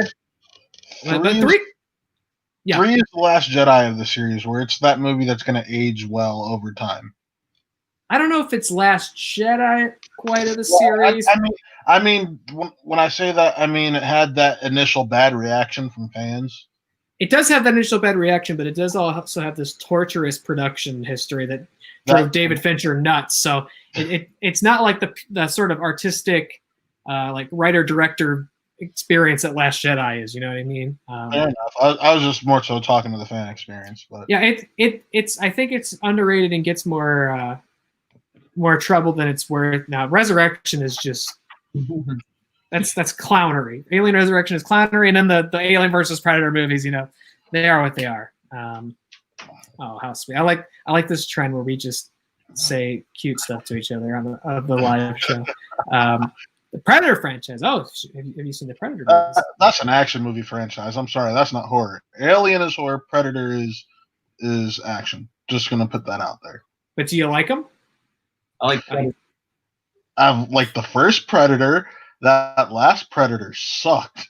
I like it. I like the Shane Black. I thought it was doo-doo. You thought it was doo-doo? I like it. I was amped up for it because Alien and Predator kind of have this weird mirror thing where not only do they obviously cross over and fight each other and stuff, but they're like the first movie's great. I mean, the second Alien movie's great, and then Predator 2 is it's okay. And then the rest are just average to garbage, and it's like they never get back to the magic of those first movies. And we keep trying to go back and make those things work again. It just doesn't seem to be happening. Here's the thing. The issue I have with both those franchises is they can never decide if they want to be a horror film or an action series. That's it. That's I love both franchises, but it's like, oh, this time we're a horror film, this time we're an action film. It's just Yeah. I think the latest Predator, I don't know if it had sort of a production nightmare behind it, but to me, it kind of reeked of, here's what the studio expectation is. We're trying to queue up a new franchise. We're trying to appeal to the action comic book crowd. And it totally doesn't work. Especially the teaser at the end for like what the sequel would be. That was so embarrassing. God. The entire third act was reshot. Oh, okay. I got the Fantastic Four treatment. Yeah, Shane Black. Actually, the studio did not like Shane Black's vision, so they reshot the whole entire third act and made him shoot that. I don't think he shot that teaser, but they wanted that teaser on the end. Okay. Give us the Shane Black cut. Oh, God, yeah. Well, hey, if there's a precedent on this show, hashtag. Hey, it's Warner Brothers. That's the only reason I did that, so. Put it out. We save the Dark Universe. Can we get the Shane Black cut? I hope that cut has a version where like the Predators don't want to weaponize like human autism or whatever. Like, what the hell was that, man? What was that story? That was the next form of evolution. Oh my gosh. I hope the Shane Black cut includes Arnold Schwarzenegger. Well, apparently that was one of their, because they had a couple different drafts of like what was going to come out of the machine at the end, and they settled on Iron Man Predator costume. Yep. Instead of the Predator killer. When you hear the Predator killer, what's the first thing you think of, honestly? Either Arnold or a xenomorph. I was like, they had Ripley originally in that stinger. They wanted Ripley to be in there, which makes not a lot of sense either. But it couldn't happen. Huh? Legally, that couldn't happen because that is a 20th Century Fox character. Well, here's the thing. 20th Century Fox was 20th Century Fox. I thought Predators was Warner Bros. No, they're both Fox properties. That's why they get to hang out, Alien and Predator. I thought Predator got sold before that. That's all. I might be wrong. But, well, you know who owns Xenomorphs now is Disney, so I don't know if that helps our odds of. Apparently, that's one of the lower things on their totem pole. So I remember seeing something a while back that they were maybe going to do a series about Alien. Yeah, for Hulu is what was being talked about. Scott's fighting to be able to finish his Aliens prequel thing anywhere. Neil Blomkamp. Yes. Yeah. Well, no, he killed that movie. That was Ridley Scott who killed it, which pissed me off. Yeah, he said, I'm going to do Covenant, which is also like why I do have a little bit of bad taste because I really wanted to see Neil Blomkamp's Alien 5. Yeah. He has an idea. He had all this like production done on it. Just give him his Alien movie. Yeah. Yeah. I'm not going to tell Ridley Scott, no, you don't get to make Alien. You know, it all starts with that guy. Him and H.R. Geiger. But I think what he is interested in that world is, at least for me, not what I'm interested in. I don't really want to know where this came from or how this happened. I just want to see aliens kill people. Yeah, let me see something that Xenomorphs haven't done before, especially when you consider all the like spin-off novels and comics and video games and all this other stuff. I'm not saying adapt that stuff, but those are things that are for years have been coming up with new, weird, inventive things with what I think the Xenomorph is like the perfect movie monster. So take that thing. Put it in a situation I haven't seen before. Maybe Neil Blomkamp would have done that. I would rather have seen his film. Again, I don't want to shit on Ridley Scott. He's a master, but I think a new perspective is what that franchise could use. And Nick, to your point, to make it through Fox, it would still be made through Fox, but the reason why they're hesitant about making another film in that franchise is the dwindling results that it produces. So. Yeah, I don't know what the next Xenomorph thing we will see. Inevitably, we'll see something. One day it's going to happen. Whoever makes it, if it will be Ridley Scott, will he get his third movie? I don't know. I don't know if being at Disney helps him or hurts him. A new caster. Aliens 5 was supposed to bring back Ridley, Nick. Yeah, Blomkamp was going to bring back Ripley. Yeah, I say, bring in Neil Blomkamp, give him his film. Bring back Ripley if he wants. I don't care. I would love to see his take on it. He's good with sci-fi. Usually has. Besides Chappie. Oh, you don't like Chappie? That's Chappie. I can enjoy Chappie for what it is. He's 2 or 3 for me. So that's why I say that. Especially enjoy Hugh Jackman's mullet. Yep. Oh, God. So Yeah. Wait, you want to talk about Hugh Jackman hair? Let's talk about his hairstyle, his black beard and tan. Let's not. I would love to see his take on Alien. His movies usually have a social commentary, which we'll end up talking about horror movies with social commentary later. But his movies usually have something to say. Yeah. So I would love to see what he has to say with an Alien movie. Agreed. Whenever we get an Alien movie, I would love for that to be the one. She can't with Chappie. I'm sorry to hear that. Don't like ant word. You just can't with Chappie. Fair enough. And that about does it for our news. We got a couple trailers to talk about real quick. We'll get into our book club. It's gonna be a long one, so I hope you guys got snacks. I hope you're ready. He's reaching for the G Fuel, folks. Buy G Fuel. Get a sponsor. Yo, who should sponsor us is Shudder. We keep talking about having Shudder. Hashtag sponsor us. Seriously, I think this is like what, the 4th or 5th? I think this is the 4th or 5th Shudder movie we'll be talking about. So just sponsor. Maybe that's the bad approach. Maybe we should stop doing Shudder because they're like, why would we pay these fools? They just come into our service for free. Yeah, so let's stop, and then we'll be like, hey, if you want us to keep talking about Shudder originals. Yeah. I believe we've got, Nick's in the chat, so he can sound out. I believe we might have got at least one person who wouldn't have had Shudder otherwise, who's going to keep it beyond the free trial. I think he said he might keep it because he had such a good time. I kept it. That's 2. You got 2. That's like what, $10 total? Yeah. $10 you wouldn't have got otherwise. And maybe the viewers and listeners out there are going to keep it past the free trial too. Talk to us, Shudder. Scoop us up before G Fuel does, because after that we don't have the time to talk about your streaming service. I have to think about flavors, mixes. I have to think about my shaker design. I have to think about gear design. Like, I'm gonna be a busy man if G Fuel sponsors us. We're free agents, so get in now. Get in now. We got a couple trailers to talk about. The first trailer. Yeah. So we talk about the Into the Dark series on here before. It's the monthly Blumhouse series of films. They put one out every single month via Hulu relating to a different topic or event. They somehow tie in.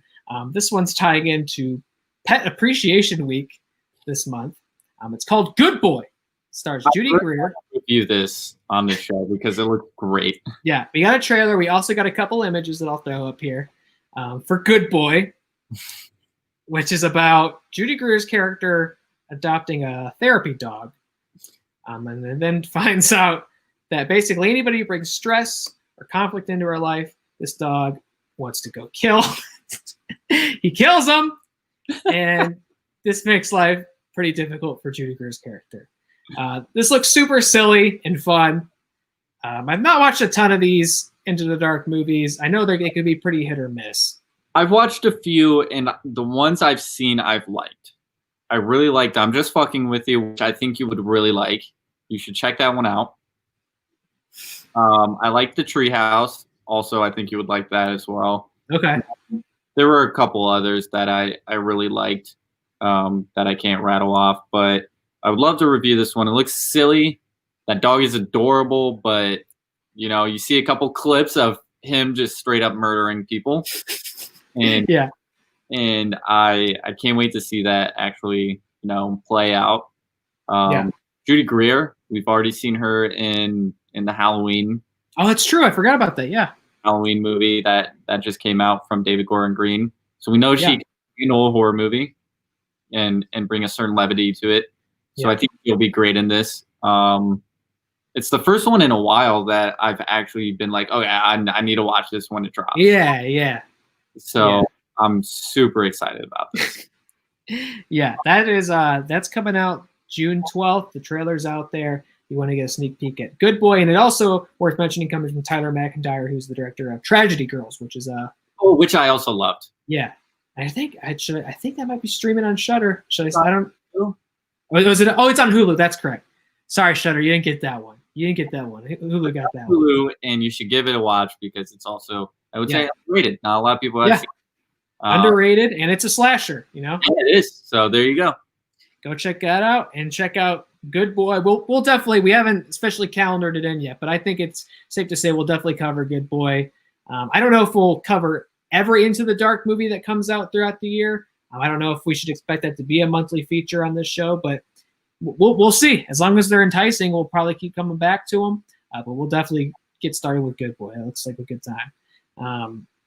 As far as streaming services go, we did also get a trailer for a new. I'm not sure if it's a mini series or if it's going to be a several season show, but for a Netflix series called Cure. There it is. Oh, it kind of sort of popped up. There it is. Curon. I don't know the correct pronunciation of it, to be really honest with you. I believe it's a Spanish series. And I hadn't heard of it prior to this trailer coming out, but once I saw it, I thought it actually was pretty good. It's about, the description is, after 17 years, a woman returns home with her teenage twins. When she mysteriously vanishes, her children must reckon with a shadowy family legacy. Did you get a chance to check out the trailer for that one? Yeah, I did check out the trailer. It reminds me a lot of Dark. How is that? I've seen people saying that rules. Great. I've not watched any of that yet. You need to pay attention to literally every second of that show. Okay. You will get lost. There's a movie Okay. pay close attention to, but it's really good. This reminds me of it. Just the look of it, the mystery behind it. But it reminds me of that. I will probably give it a go. Okay. Even though I do try to give foreign language films and series a go. Dark is a German show, which it's entirely in German. But I do try to give those a go. Yeah. So I'm willing to sit through probably 10 hours of subtitles for this. Okay. All right. I know that show's got a third season coming up pretty soon here. I think next month maybe. So I might need to find the time to catch up and check that out. And I'm in that same respect. I'd like to check this show out too. Okay. Sorry about that. Now let her do her thing. She's always welcome. How are the cats feeling? They're doing good? They're doing great. That's so nice to hear. They're in good condition. They're themselves. So I'm very happy my babies are okay. Perfect. That is great to hear. But yeah, I know we mostly talk about movies on here, but I would like to eventually get to series as well and cover series. If it's a binge thing, maybe something we could review in one chunk. If it's a week-to-week thing, something we can maybe go episode by episode and cover. So I'll be looking at this and seeing if maybe it's worth giving attention in that respect. In the next one, I think we've already discussed, and I think we're definitely going to do a weekly recap of the episodes. Yes. That's Lovecraft Country. That's right. Yeah. Coming to HBO, and episodes will be whatever. It will be released on HBO Max probably that night. And that'll still be weekly, I would think, right? Yeah. Okay. We like HBO now, where it just goes like right after it's done airing. It's on the streaming service. So I think we talked about doing a weekly recap of that. Yes. I'm very excited because this new trailer is fantastic. Yeah. Just a little bit more of the story, a little bit more of the characters. I love 070 Shake, which is the musician song playing in the background. So this trailer hit every mark for me.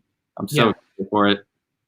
It looks great, and I agree. Once that comes, I don't think it's set for August. I was looking, I still didn't see a confirmed day. There's no confirmed date. Even on the HBO Max app, it just says August. Yeah. It's like they have a coming soon tab now, finally. Yeah. But it just says August. Okay. So who knows? Maybe we'll just wake up one day in August and they're like, boom, here it is. We're going to Lovecraft Country. Yeah. It's got J.J. Abrams on it. You know he loves doing shit like that. But yeah, this new second trailer showed a little bit more of the monsters. And look, if there is there was ever an interesting time for this show to come out right now, I mean, I'll throw up the image that we got out of this trailer. Yeah. Right there. I think it says it all.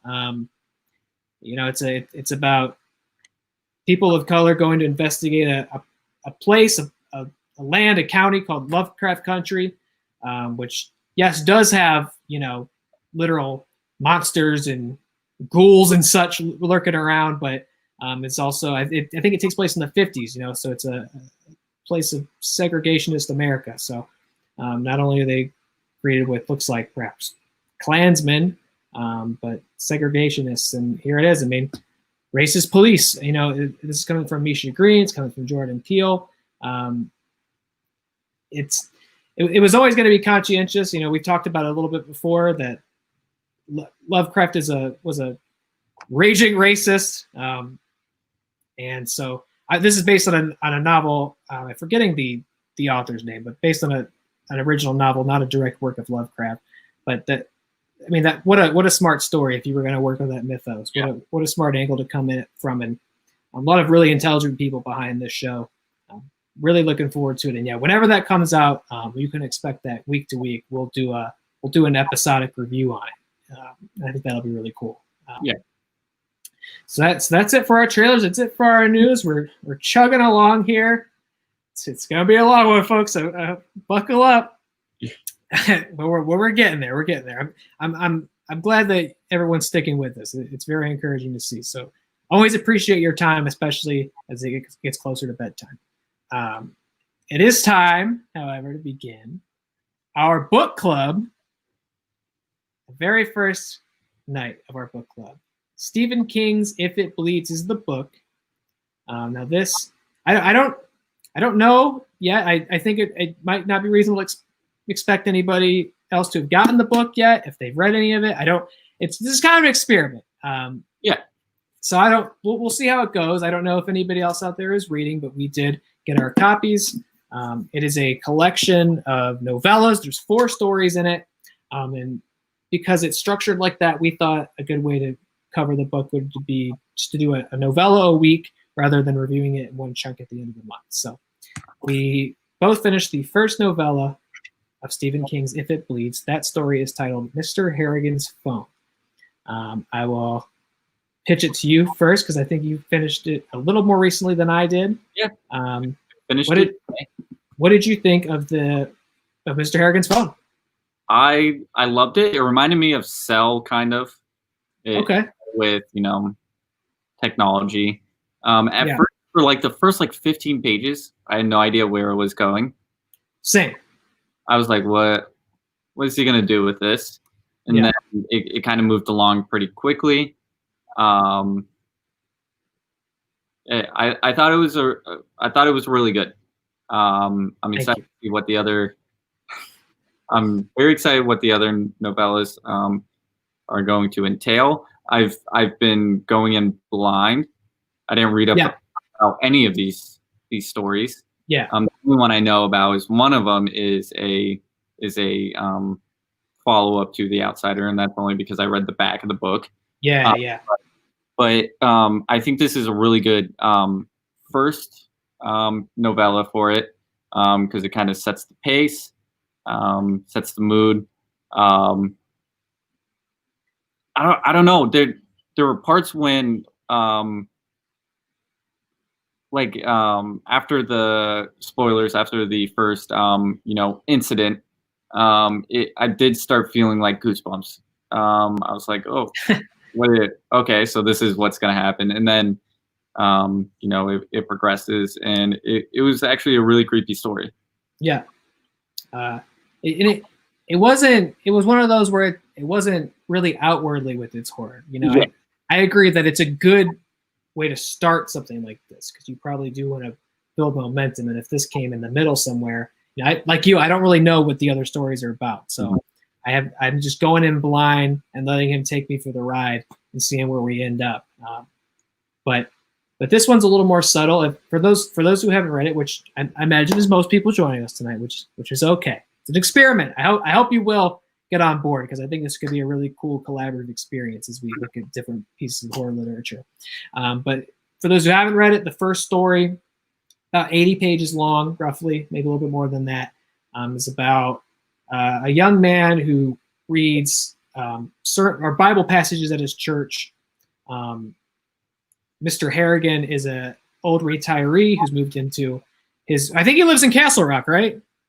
Yeah, I believe so. Or like a town right outside of Castle Rock. Yeah, you get a lot of mentioned those little kingisms, Castle Rock, and I guess we've talked about the story before, Revival, which I haven't read, but I guess this has connections to Revival. I think maybe the church is the same church from the story Revival. So King loves he was getting into that multiverse stuff way before the Marvel movies and such. He was all on that comic book ride. But Mr. Harrigan attends the church, thinks he's likes how the kid reads, even though he's young and doesn't even understand most of he's reading. He's just a good reader. He's captivating. He says, I'll pay you a couple bucks to come visit me a couple times a week and just read to me while I sit. And so they strike up kind of a friendly relationship. He does it for years throughout his life. Spoilers. We got spoilers. The old man eventually passes away. I should also mention that the kid gives him a smartphone as a gift. Yeah, and he doesn't like technology. Yeah. The most technological device he has is a XM radio in his car. Right. So he doesn't like technology, and he reluctantly accepts a first generation, because this takes place in I think 2009. Yeah. Or 2007, somewhere around there. He reluctantly accepts a first generation iPhone from what's his name? What's the kid's name? I got it right here. I got you. Let's see. Mr. Harrigan's phone, my hometown, blah, blah, blah. Where is it? Craig? No, that's Craig. No, he might be Craig. I think he's Craig. Great book club so far. Yeah, go ahead, go on. You're right, Craig. Yeah. So he gives him the phone as a gift because he saved up all this money, and Mr. Harrington becomes enamored with it, very interested in it, the stocks, because he used to be a wealthy businessman, and he likes to keep up with the stocks. So still a bit of an investor in his retired life. So he ends up loving it and uses it often, and he ends up passing away. And Craig puts the phone in his casket before he's buried. Well, it's still on. It's still on. Yeah, still on, charged. And then some spooky things happen. Do you want to delve further into it? It starts kind of sweetly, because the story goes over a couple of years. So that's likely its informative youth as this mentor character passes away. And he leaves that phone with him as sort of a last gift so he could be buried with it. As he gets older, he still always looks to Harrigan as a mentor. As when he gets in a tough spot, he thinks, what would Harrigan do? And also I should mention that Mr. Harrigan leaves him a huge wealth of money in his will. When I was reading it, I kept thinking of Christopher Plummer out of Knives Out. I don't know if it was because I just saw it. Yeah. I have a dirty habit of doing that when I read books. I sort of cast it in my head. Yeah. And it helps me visualize it a little more vividly. So I just kept hearing. I was picturing Ian McKellen. Oh, okay. Perfect. Right. Just a sort of just an older mentor, wise man. Yes, these all could be. So he leaves him a huge wealth of money in his will as a gratitude for him coming and being his friend and reading to him and showing him the rest of the world via this technology. And when Craig gets in these tough spots, he kind of just does it. He does it sort of thinking it's a silly gesture, but he calls Harrigan's phone. He calls Harrigan's phone, and at first he does it like the next day after he's buried. It's on, so it rings, and he gets his voicemail, leaves him a message.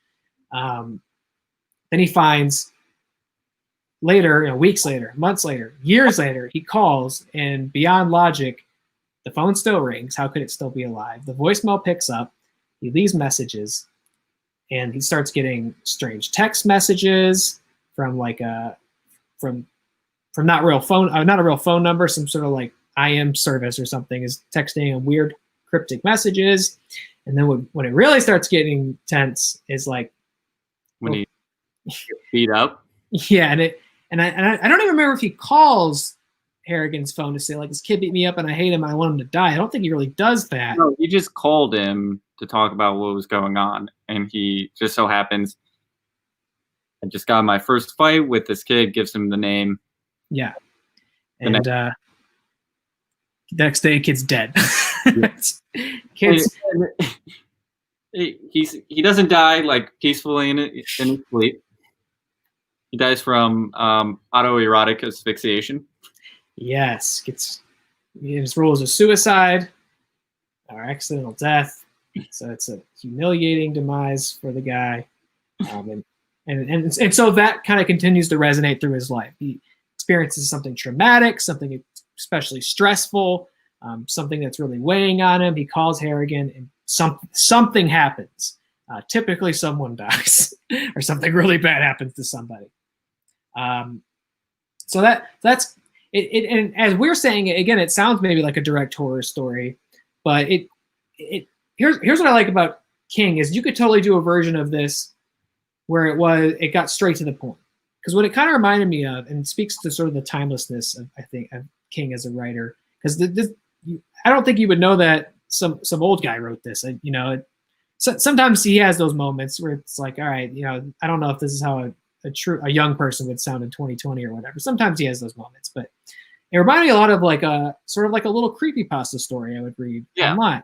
But it would be probably a lot shorter and a lot closer to the point, and it'd probably not have the resistance of having Harrigan pick up the phone in his coffin or something, right? That feels like the scary stories to tell in the dark version. But King takes 80 pages to tell this story. He gives you so much context about Craig, gives you so much context about Mr. Harrigan, fully fleshed out characters with backgrounds and wants and needs, all of that stuff, like 40 or 50 pages before we even get to the weird, scary stuff. Yeah. And it makes it so that truly. Yeah. Dick in hand, whole hog on your way to heaven. Tugging your pudding. as it was graciously put in the story. It did say that. But yeah, no, he takes his time, and so that even the little scary stuff by the end, it's not that intense. It's sort of subtle, sort of ambiguous. But I feel like we get a little bit more of the kind of the Stand By Me Stephen King, right? Mm-hmm. People always think of him as the spooky, scary guy, but a lot of his writing, is about that coming of age experience, which I think in this story he shows that he's still fully capable of writing that kind of story. And just thinking of a brief, sort of simple concept. I don't know what happens. Kid calls dead guy and people die. Like, right? That's maybe what you think of first. I don't know, something like that. And then just building outwards from there and adding the layers and the nuance to creating fully established characters so that by the time scary stuff's happening, you're invested and you care. And I was never bored. That's the thing. Because it's King, maybe there's the expectation of like, well, it's going to go somewhere creepy, so I'll stay on and find out what that is. But once I got there, it didn't disappoint. And even though it ends kind of quietly, doesn't end with like Mr. Harrigan's corpse popping out of the ground and chasing people or anything. But there's enough to where I was still creeped out, especially when it got more angry. Yes. After his teacher dies that he had a crush on, gets hit by a truck driver, and he has a history of getting in trouble for DUIs and injuring people. He's gotten off before, and he ends up going away to this like lavish like rehab facility, and he calls. This is when he's older. He finds that he can't contact Mr. Harrington's phone with new phones. He has to find that original iPhone. So he finds it and he calls and he says he wants this person dead. And the death is much more gruesome and more like, I don't know, angry. Yeah. The depiction is more angry, and I think that part gave me more chills than the others. And I don't know, there's something about that like aggression kind of got me. Yeah, and never getting that catharsis of Harrigan picking up the phone and yeah, exactly. Or the weird text messages that Craig's getting. He thinks they must be related to what's happening, but there's no real proof because the texts are just letters. Yeah, like random letters. Yeah, so he's trying to assign meaning to the letters and see if there's any kind of message. By the end, he's thinking that they're trying to tell him to stop doing what he's doing. Right. But you don't get anything more than that. You get a guess on the protagonist's part, and you never have that pull back the curtain and explain everything about it, which I think is good in short fiction too. I think obviously something weird's going on, obviously something unexplainable is going on, but having the restraint to not spell it out and just end quietly, I think is really good. And I wonder what order he wrote these. Obviously, we haven't gotten any other stories, but I wonder what order he wrote the stories in. Did he sit down and do this one and go, all right, I want to write the first story of the book? So, is that in his mind when he's writing it? Or does he just have these 4 on the shelf and he's like, that one, that one, that one, that one, and then figuring out what makes sense? I don't know. But I thought this was a great tone setter. If this was an anthology movie, right, this would be the one gets you on the leaning in and going, what's going on? And then leaving room to go, okay, if I'm going to get crazy, let me save it for later so you're not desensitized. I thought this was good. And again, it really reminded me a lot of like a little scary story I'd read on the internet, which I think speaks to his ability as a writer, that even without it being obvious that he's able to adapt and write stories that are interesting now, because there's a wealth of great scary stories on the internet now, and this felt like something I would have caught off subreddit No Sleep, which is full of great original horror fiction, gets updated every single day with new stuff. And this reminded me a lot of that. It reminded me of kind of a book called Pen Pal by Dathan Auerbach, who originally wrote it as a series of stories on No Sleep. You can still go find them for free. It's called Pen Pal, but he publishes a novel too. This reminded me a lot of that. So, I thought it was a great tone setter. Creepy, but not too much, and gets me all the more excited to see what's next. I had to restrain myself. As soon as I ended it, I was like, what's next? I want to know what the next one's about. Yeah. I was like, I'm not going to do it. Because I know the third story is the titular one, If It Bleeds. And that's the one that ties into Outsider, which I loved. And I'm very anxious to get to that one. Yeah, I am too. So it's going to be even harder when I get to the second story to just say, okay, I'm done. I'm not going to think about it till next week. But yeah, other than that, I don't know what the other 2 stories are about. I think next week we are talking about, what's the second one called? The Life of Chuck. I have no idea what it's about, and I won't know until I start reading it. So that seems to be the way to go. If you haven't picked up a copy yet, obviously we've told you at length about the first story, but that seems to be the way to go, is not look too much into it. Just get it, sit down and read it, and let it take you for the ride, which is not a benefit I think you get with most full-length novels. You got to read the synopsis to figure out if you like it. This one, it's like, it's Stephen King. You like that? You'll like this. Just pick it up and go. So yeah, I enjoyed the first story as I expected to. Anything else you'd like to say about it? I really liked it. I think it's a good first short story for a collection of more short stories. It's kind of like the on-ramp, if you will. So I'm very excited to. I had the same problem. I wanted to read the next one immediately, but I put it down, waiting for after the episode. But if you haven't gotten the book, you can get it. Get it in time for the second story. You can second story, and then you can go back and read the first one. But please get a copy and join us. The more people we get on it, the more fun it's going to be. Absolutely. And be a more involved conversation than you get some other viewpoints. And it doesn't have to be just people in the chat. You know, if people want to get the book and read it, I'd love to bring people here on the screen so we can actually have a face-to-face conversation about it. Would love that. So again, the book is If It Bleeds by Stephen King. It's king. So anywhere you can buy a book, it's gonna have it. Get yourself a copy. I went to Target to find it, sold out. Oh shit! Okay, Target ran out. Yeah, and then I went to Walmart and found the last copy. Walmart's got it. So when I bought it, it was the last copy they had on the shelf. Walmart doesn't have it. Sorry. Maybe they're restocked by now, but yeah, it seems like people are buying it. Yeah, and I mean, I think it's. I stepped in a bookstore for the first time since everything closed the other day, and I think it was on the number one on their bestseller spot. So yeah. People have been finding it in spite of everything. So find yourself a copy, read it. Jessica says she's excited to read the second story. I'm gonna hold her to that. I'm gonna hold her to that because she didn't read this one. So hopefully, yeah, our discussion of it, our pitch of it, is appealing enough that people want to get on board and talk about the life of Chuck next week with us. I already got a couple ideas for the next couple of books we could possibly read. We still got to talk about that and figure it out. But this is the experiment portion. So I hope people can get on board and prove it's a successful experiment. So they definitely have it at Books a Minute, and that's true.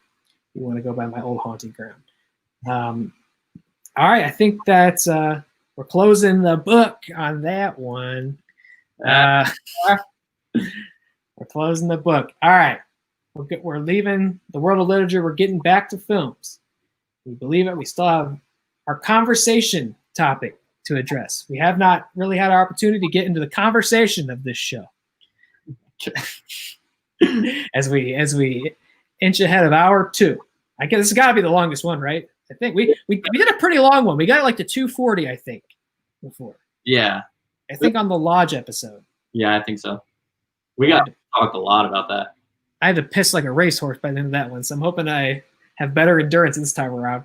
All right, yes, we do have our discussion topic for the evening. We usually put it towards the front of the show as a way to kind of get the conversation moving. We definitely don't have that issue now. The conversation's been moving. So we wanted to talk, again, in interest of everything that's happening currently, in interest of the protests, in interest of fighting against social injustice right now. We thought, how could we do a movie or a show about horror movies while also keeping it relevant, keeping it tasteful, keeping it respectful? What could we talk about and be conscientious of the time that we're making this show? And so we thought we could talk about social commentary in horror films, because I think it's maybe one of the best genres for it. Both in my experience of watching the movies, and I want to do a little extra homework for this one. So there's some I had seen before. There's some that I maybe hadn't really seen in that context before. Really, since the start, I don't want to say from the start, but pretty early on, horror movies have been a great framing device for social commentary.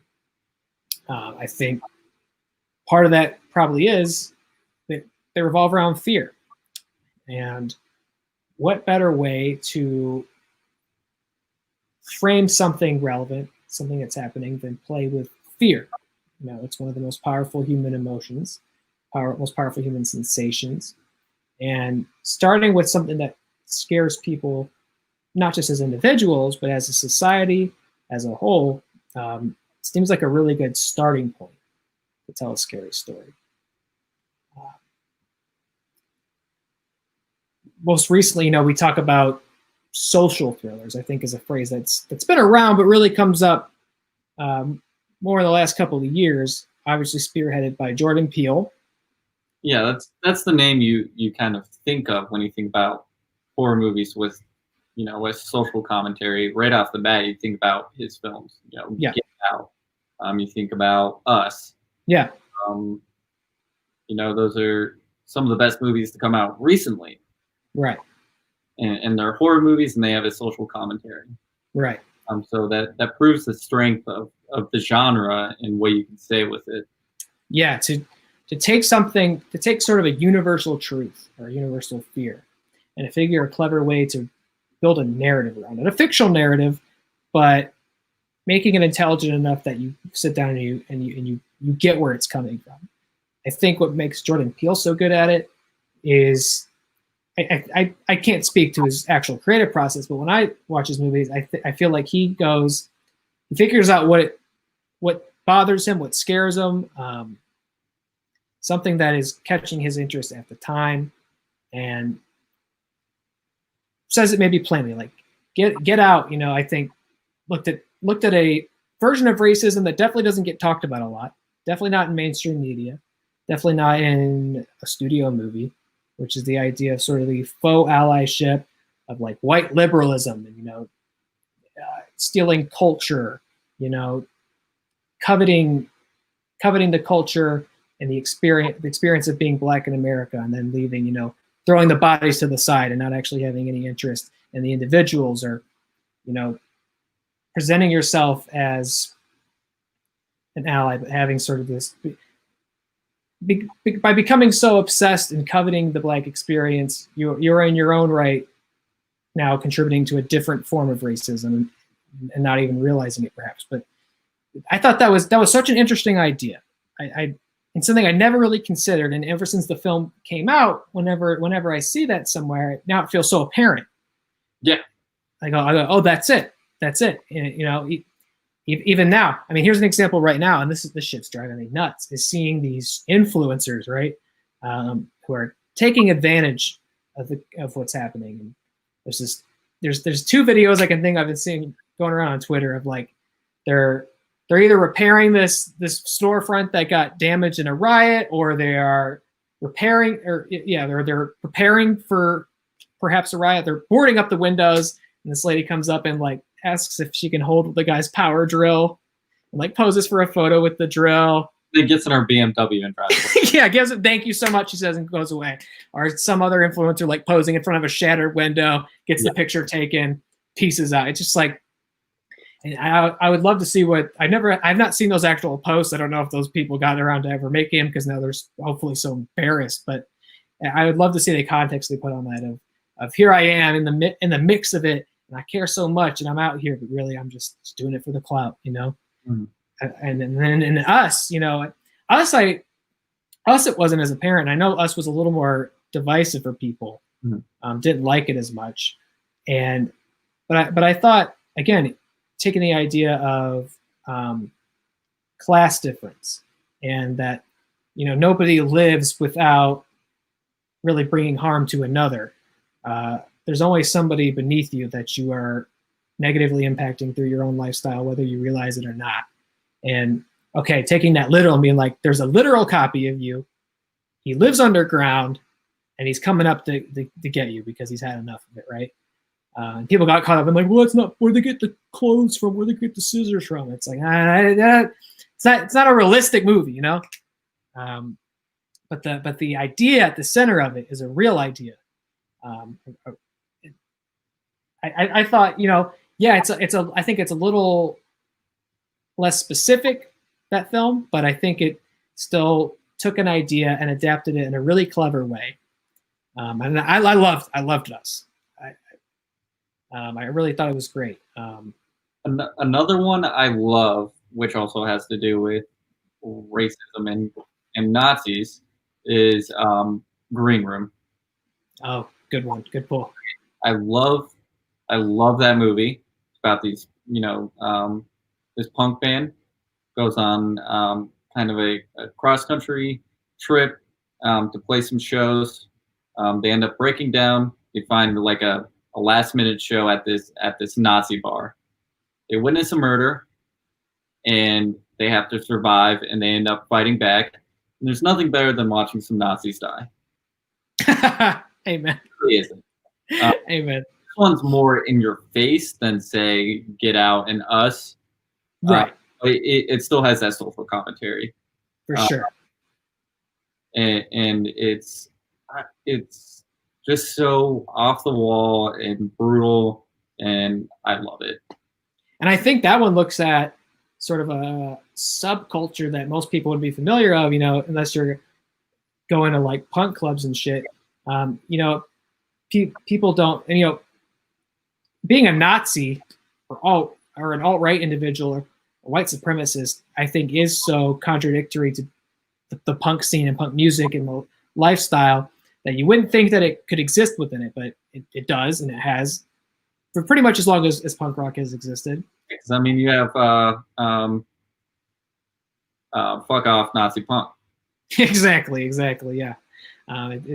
Skinheads, and I know skinheads is kind of got taken away from the punks, so it kind of came back, and now it's maybe not as closely associated with white supremacy as it once was, but it's always been present in that subculture, which is not something your average person maybe experiences or even thinks about. So, and also a rare scary performance from Patrick Stewart, by the way, in that film. So, yeah, that one's a good one. And it goes back as far as Invasion of the Body Snatchers. More of a sci-fi story, but I think that's sort of the oh yes, we'll get there. Oh yes, we'll get there.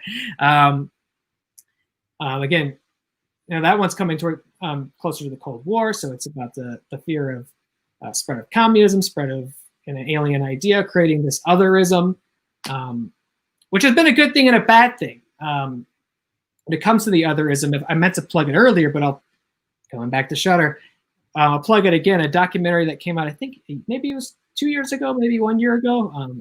A film called Horror Noir. By chance, have you seen that? I am not, but it's on my to watch on Shudder.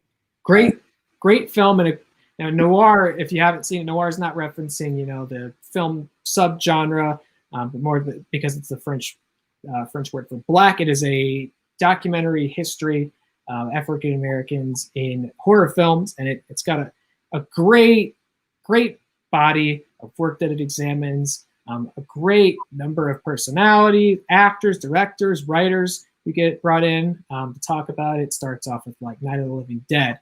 And again, I mentioned earlier, but Night of the Living Dead, which I believe film buffs may correct me, but I think is credited as being at least the first horror film, if not the first film to have an actual black protagonist.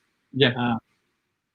Which you see now, maybe you don't think of as such a big a deal, but revolutionary for its time. It just, in doing that, sends a message.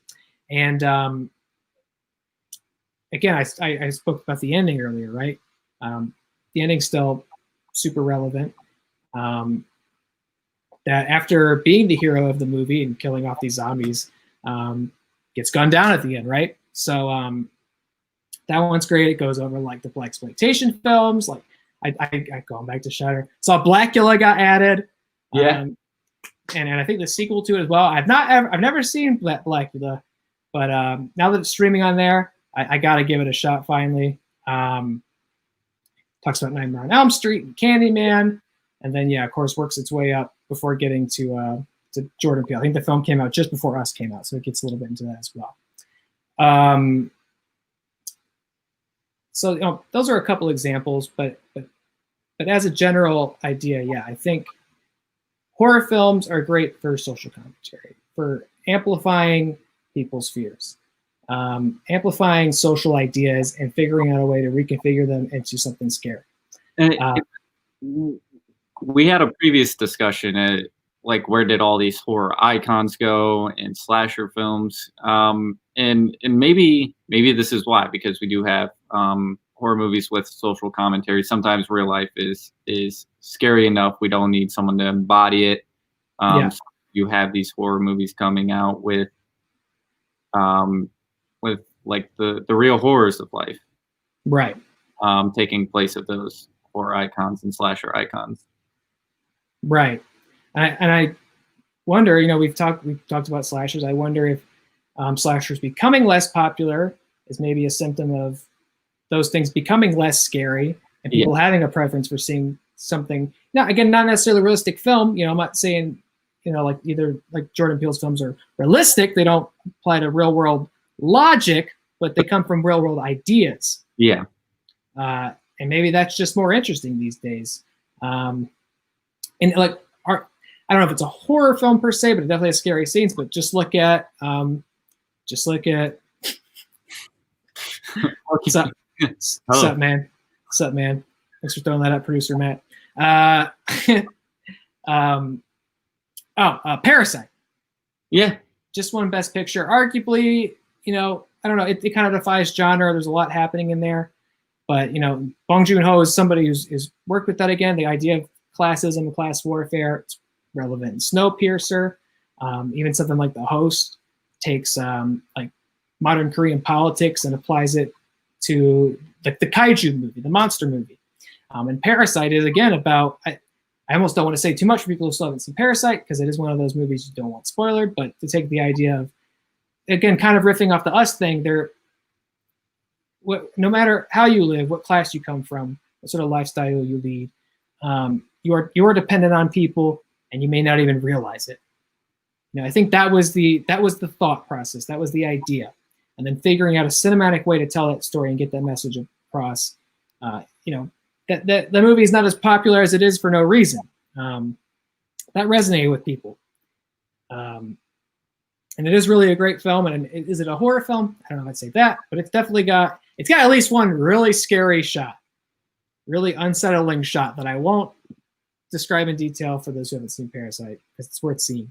But because of that, I just seeing how much acclaim that movie's got, whether it be horror or not, I think the idea of taking modern, compelling ideas and framing a fictional narrative around them is becoming more popular than ever. Which I'm into, And I think another important part of socially conscious horror films is representation, which in the film we're going to be reviewing shortly, it's a big thing. I don't know if you want to just kind of naturally glide in over there. I pop it up. Should I pop it up? Which is predominantly indigenous actors, actresses, and it also does have that social commentary in it. What did you think of the film? Yeah, let's hop into it. So our review tonight is of Blood Quantum, now streaming on Shudder. I said it. Give us the money. Exclusively on Shudder. What it's about. Right. Yeah. So it is a zombie film. It takes place. Yeah. It's a mostly indigenous cast. I believe the Mi'kmaq tribe is the name of the tribe in the actual reservation in Canada. The film opens on a great scene of this guy catching fish, gutting them, flaying them, and preparing them to eat. And as all these gutted fish are sitting on the table, they start hopping and coming back to life and bouncing all over the ground. Once it happened, I was like, all right, this is cool. Yep. This is something different. And it starts off, it's kind of cut in half. The first half is kind of before your zombie apocalypse takes place, and it's the people on this reservation kind of piecing together what's going on. It's the fish are coming back from the dead, a dog comes back from the dead, and then people start coming back from the dead. And then it cuts 6 months later. Which shocked me, because I can't think of any like horror, like zombie film where, it shows the uprising for a little bit and then cuts to the aftermath. So when it hit, because all these, I don't know if you want to put up a spoiler tag, but yeah, I'll go. I was getting pretty deep in the plot here, so I'll go ahead and throw it up. Yeah. I was so shocked, because I was like, all these people are getting bitten. Like, these people that are introduced as main characters are getting bitten right away, and I'm like, how long is this movie? Yeah, right. Right. What's gonna happen? And then the 6 months comes up, and I'm like, what? Yeah. 6 months later, and that's when we reveal all of our main characters are still alive despite getting bit in the opening sequences, because the indigenous people from this tribe, the Mi'kmaq tribe, have some sort of natural immunity. Yeah. So every society has collapsed outside of the reservation as far as they know. They get bit, they don't turn. They are immune for reasons that are never fully explained, which is fine, which I'm fine with. I don't need to know why. Exactly. It's kind of implied.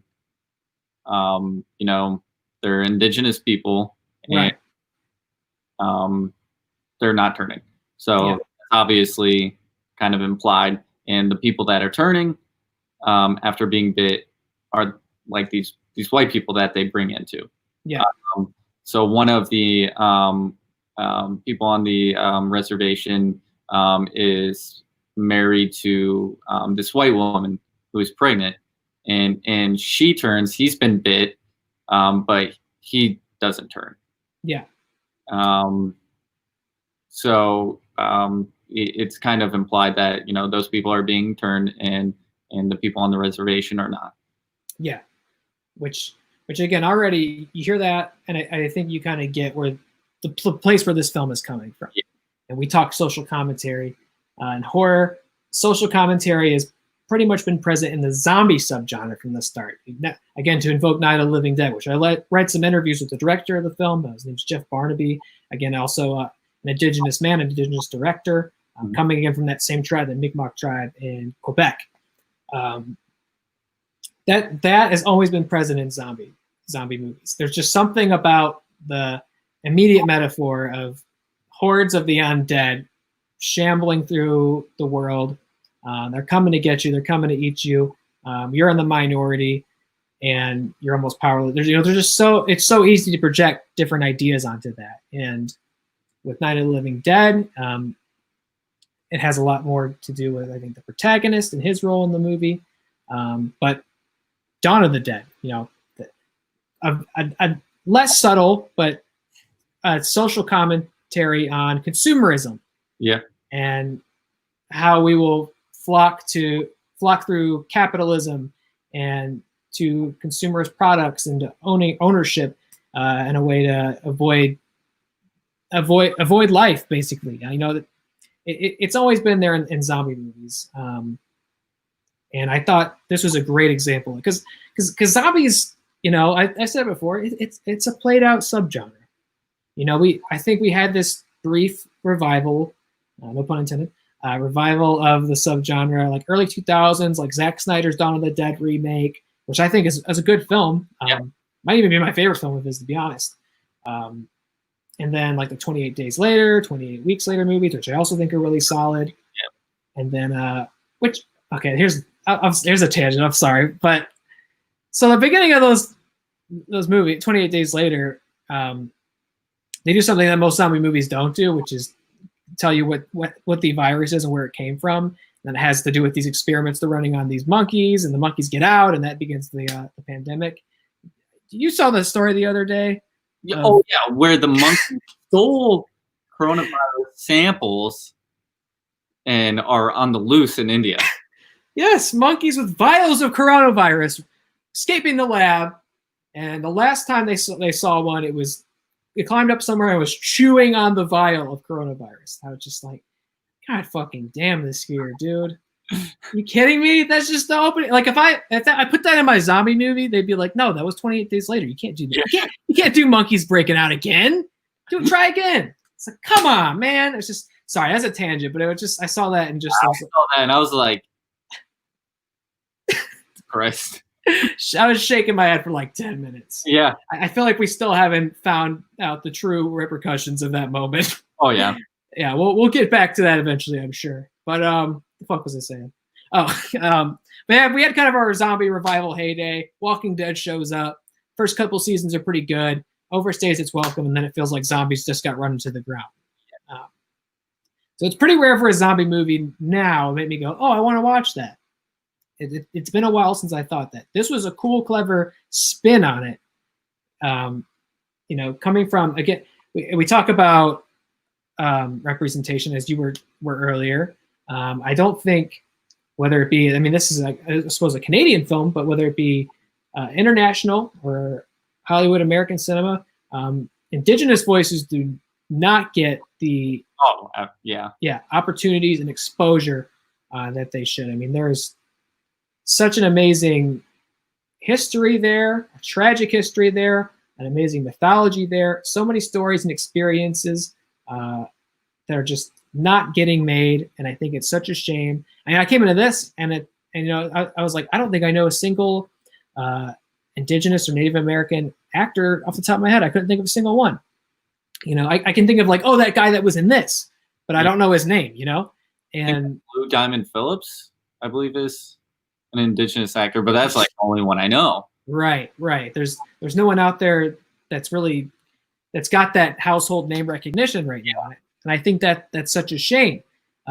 So just on that alone, I see an indigenous based horror film I'm interested, zombie film I'm interested, and I thought this was a great spin because now you've got, they're still on their reservation land, which now they've fortified. And they've really taken ownership of this piece of land. They've put walls up. They're watching they take care of each other, and they don't have to. They kill the zombies, but they don't really have to worry too much because they're immune. But some personalities in the tribe and on the reservation say we need to bring people in, we need to bring survivors in, we need to take care of them.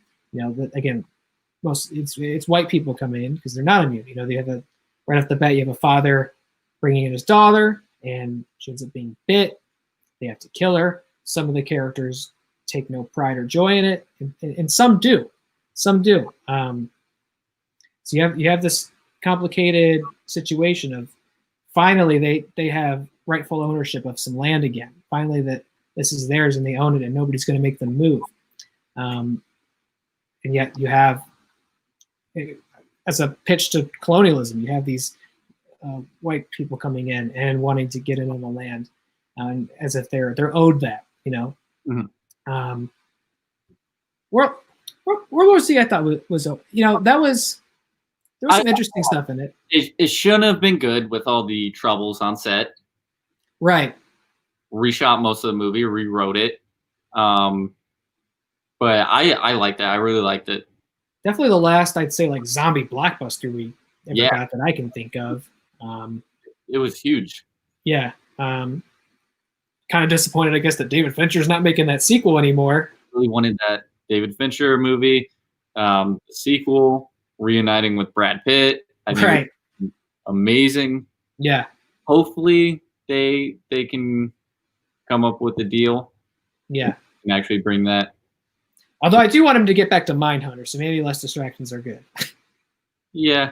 I love Mindhunter. I think he said something about he's probably not going to do another season of Mindhunter. I know he must. Actors were released from their contracts. He must get him back in there. But yeah, and I think Zack Snyder's apparently coming out with a zombie movie this year, so I'm sure that'll have a pretty decent budget as well. I'm sure like Dave Bautista's in it.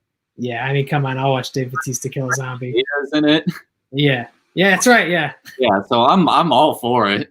Yeah. So I'm down for that, but yeah, I thought this was a great spin on it. I thought it was interesting that, and this speaks to the subtext of the filmmaker, and that he has a perspective that I don't, an experience that I don't, and that I can only hope to learn more from. But I thought it was interesting that it's kind of a zombie trope, and I don't know if it was anything more than that, but I thought it was interesting that the true conflict and downfall of the civilization of the film comes from within, really. Yeah. It's a indirect consequence of bringing the other people in, but one of the characters, his name's Lysol in the film, clearly represents, I shouldn't say clearly because it's not, I don't know firsthand, but to me represents maybe one perspective of what a modern indigenous person's beliefs as far as colonialism, modern white people kind of having that resentment and carrying that chip on your shoulder, and shit, rightfully so. I'm not judging, but I wonder if that was a commentary on that perspective. Yeah, because his brother, who's from a different mother, same father, his girlfriend, who is white, is pregnant. Yeah, and that causes some tension because she brought in these people, and these white people. And the father had to kill one of his daughters right off the bat, and the other one, he has another daughter, and she hides the bite, and that's what the infection from within kind of spreads, because Lysol ends up like going to a room with her because he shares a story about like one time they hooked up or something, I believe. Yeah. And so they go to this room, and that's where kind of all hell breaks loose. Yeah, and he sort of orchestrates the whole thing at some sort of spite towards his family, the other people on the reservation, out of anger for bringing in these other people. I guess he's just kind of accelerating what he thinks is inevitable by letting these non-native people into their camp. He accelerates it, and it's not a fear of getting infected really so much anymore, but the zombies could still kill you. They can tear you up and eat you, and they certainly do in this movie. The thing I love about this movie is the kills are insane. Yeah. There's one scene where the sheriff, who is the father of Lysol, and what's the other one's name? Jason? Jonathan? I can't remember off the top of my head, unfortunately, but yeah. But another character, and he's the sheriff's kind of the protagonist mostly of the movie. Yeah, he just. I talked earlier about the other guy who lives on the reservation, and his wife is also pregnant, and he ends up having to kill her. The sheriff just like bashes her brain in. You see it all. It's crazy. Some of the kills in this movie are just fantastic. Good practical gore. Yeah. Which is always important in zombie movies, I think. Yeah.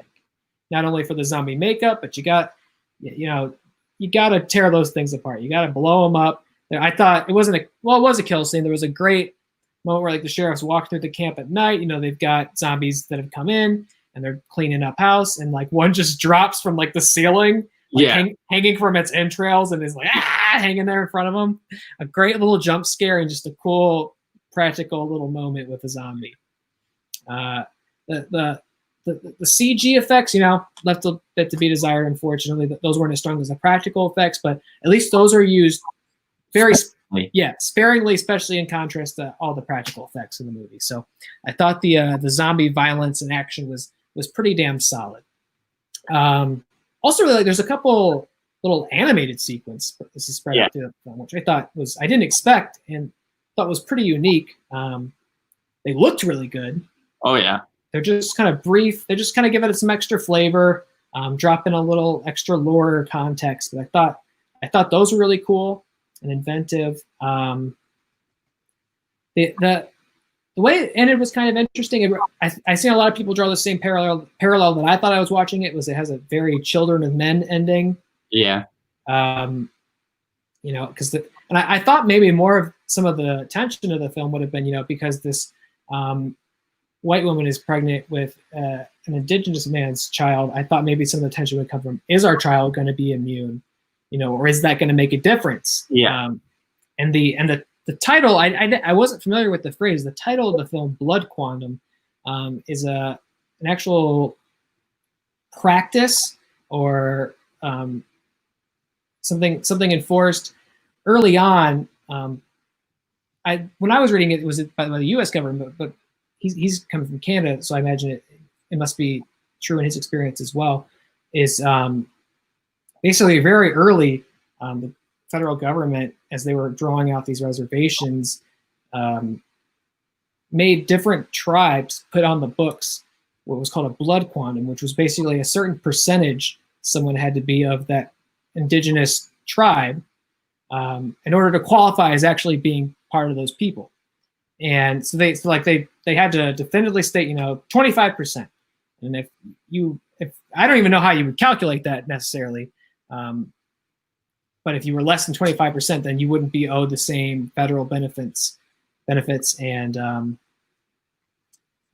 basically pay that somebody on reservation land is owed. So that's where the phrase blood quantum comes from.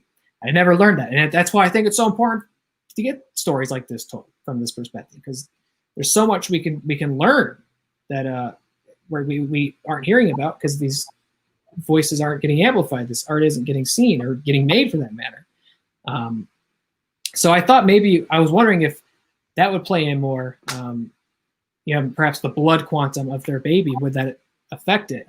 They didn't really get too deep into that. I thought they had sort of a straightforward ending out there on the water. First of all, most of the main characters died, which we expect in a zombie movie. Yeah. When we mentioned the sheriff died, that was rough. Yeah. That was rough because he was a character I definitely liked pretty early on. Yeah. And he kind of goes, don't want to say unceremoniously, but he goes out like before the third act really even starts. Yeah. And very violently. You have the sort of classic zombie. Yeah, I don't know what the zombies are doing. They always know how to get right through the tummy, like it's no problem. Yeah, they're just like. I don't know how. I don't know. I guess I don't want to do it on myself, but how would I do it if I needed to? I don't know. They're really good at it, those zombies. So lots of good practical violence in that. Overall, yeah, I thought it was a great spin on the zombie story, and I thought making it a story about indigenous people reclaiming their land against not just white settlers, but white fucking zombies.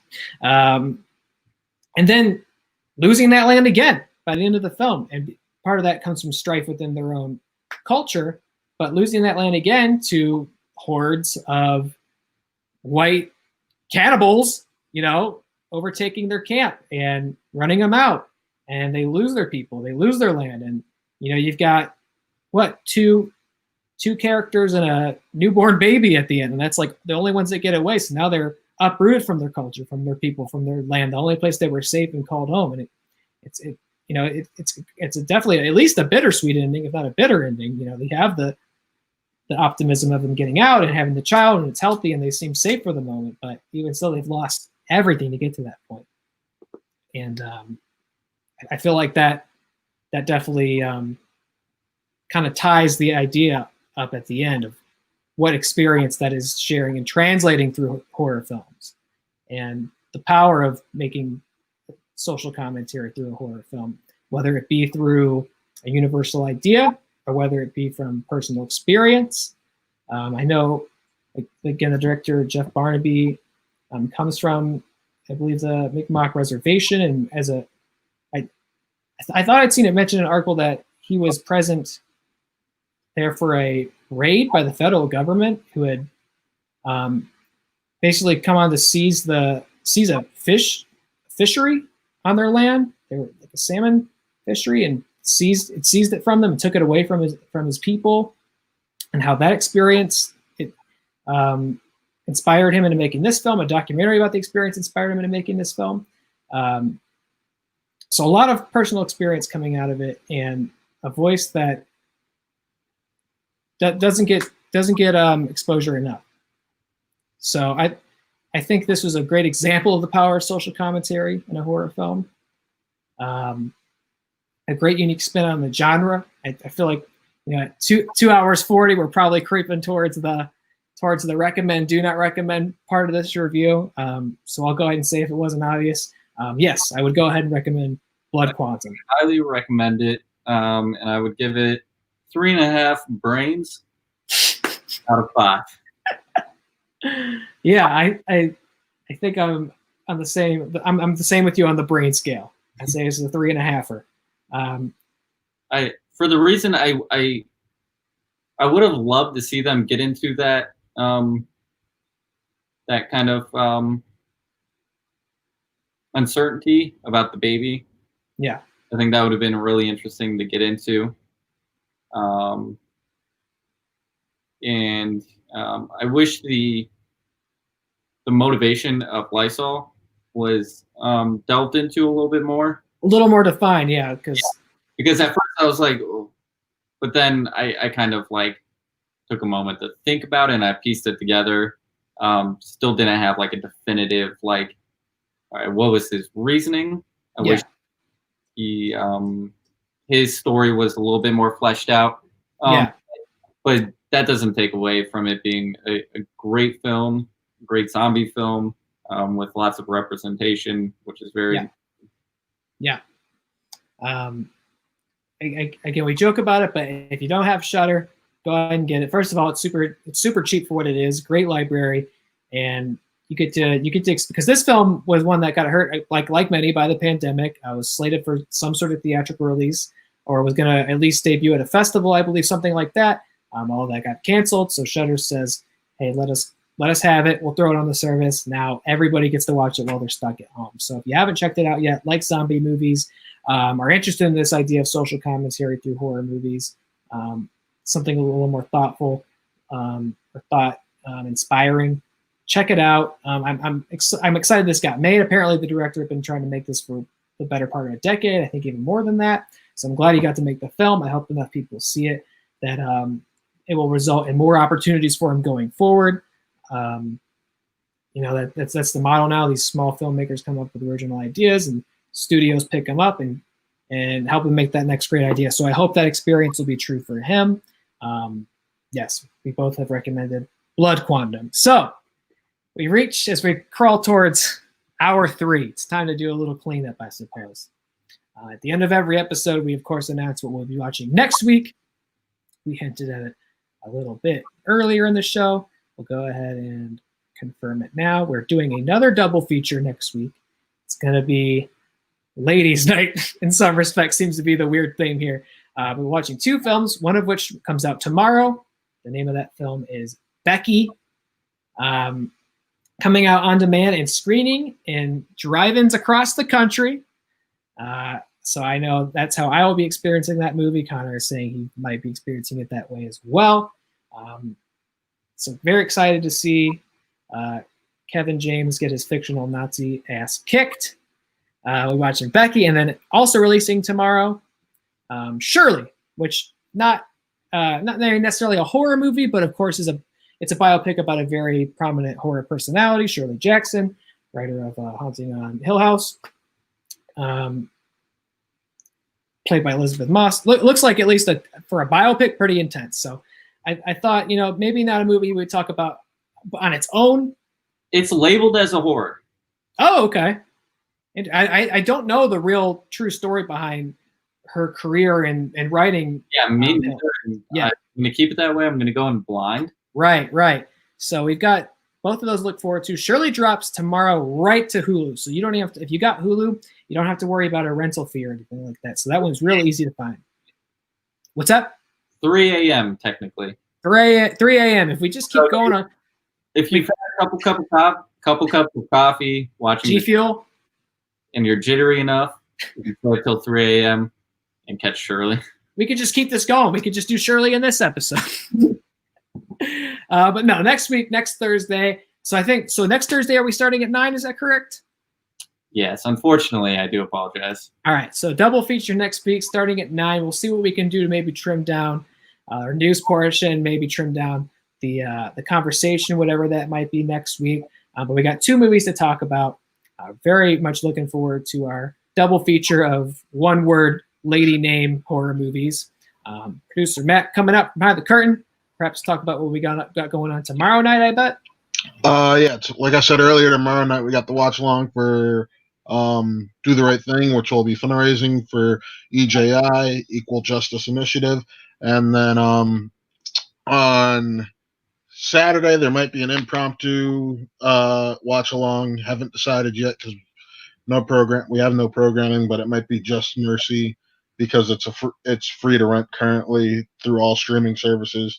Warner Brothers doing, I think, is a strong and bold move by making that a free rental to help educate people on systemic racism. And then, of course, on Sunday we have our normal show of Real Talk, where we will be interviewing Keith Collins, whose film just dropped on Amazon today on Prime, and you can rent that. It's a $10 rental. It's called Assassin's Game. Yeah. So, yeah, if you just those quick things. Saber Reels is probably going to be next Saturday. That's been switched to once a month. But, yeah, just those quick little notes there. Gotcha. Hey, we still got the link at the bottom. If you hadn't checked it out yet, just type that into a new tab. It's going to take you to a hub of ways to demand justice for Brianna Taylor. Would have been 27 tomorrow, gunned down in her own home. Had done nothing wrong, and no arrests have been made in her case. So check out that link. There's tons you can do. There's tons you can do in all the different cases. Sandra Bland's another one. I don't have the link to any sort of hub right now, but if you just Google her name, another unjust murder that happened several years ago to a woman of color because of something happened at a traffic stop. We could go all night if we really want to go on the list. That's the sad thing. And take care of each other out there,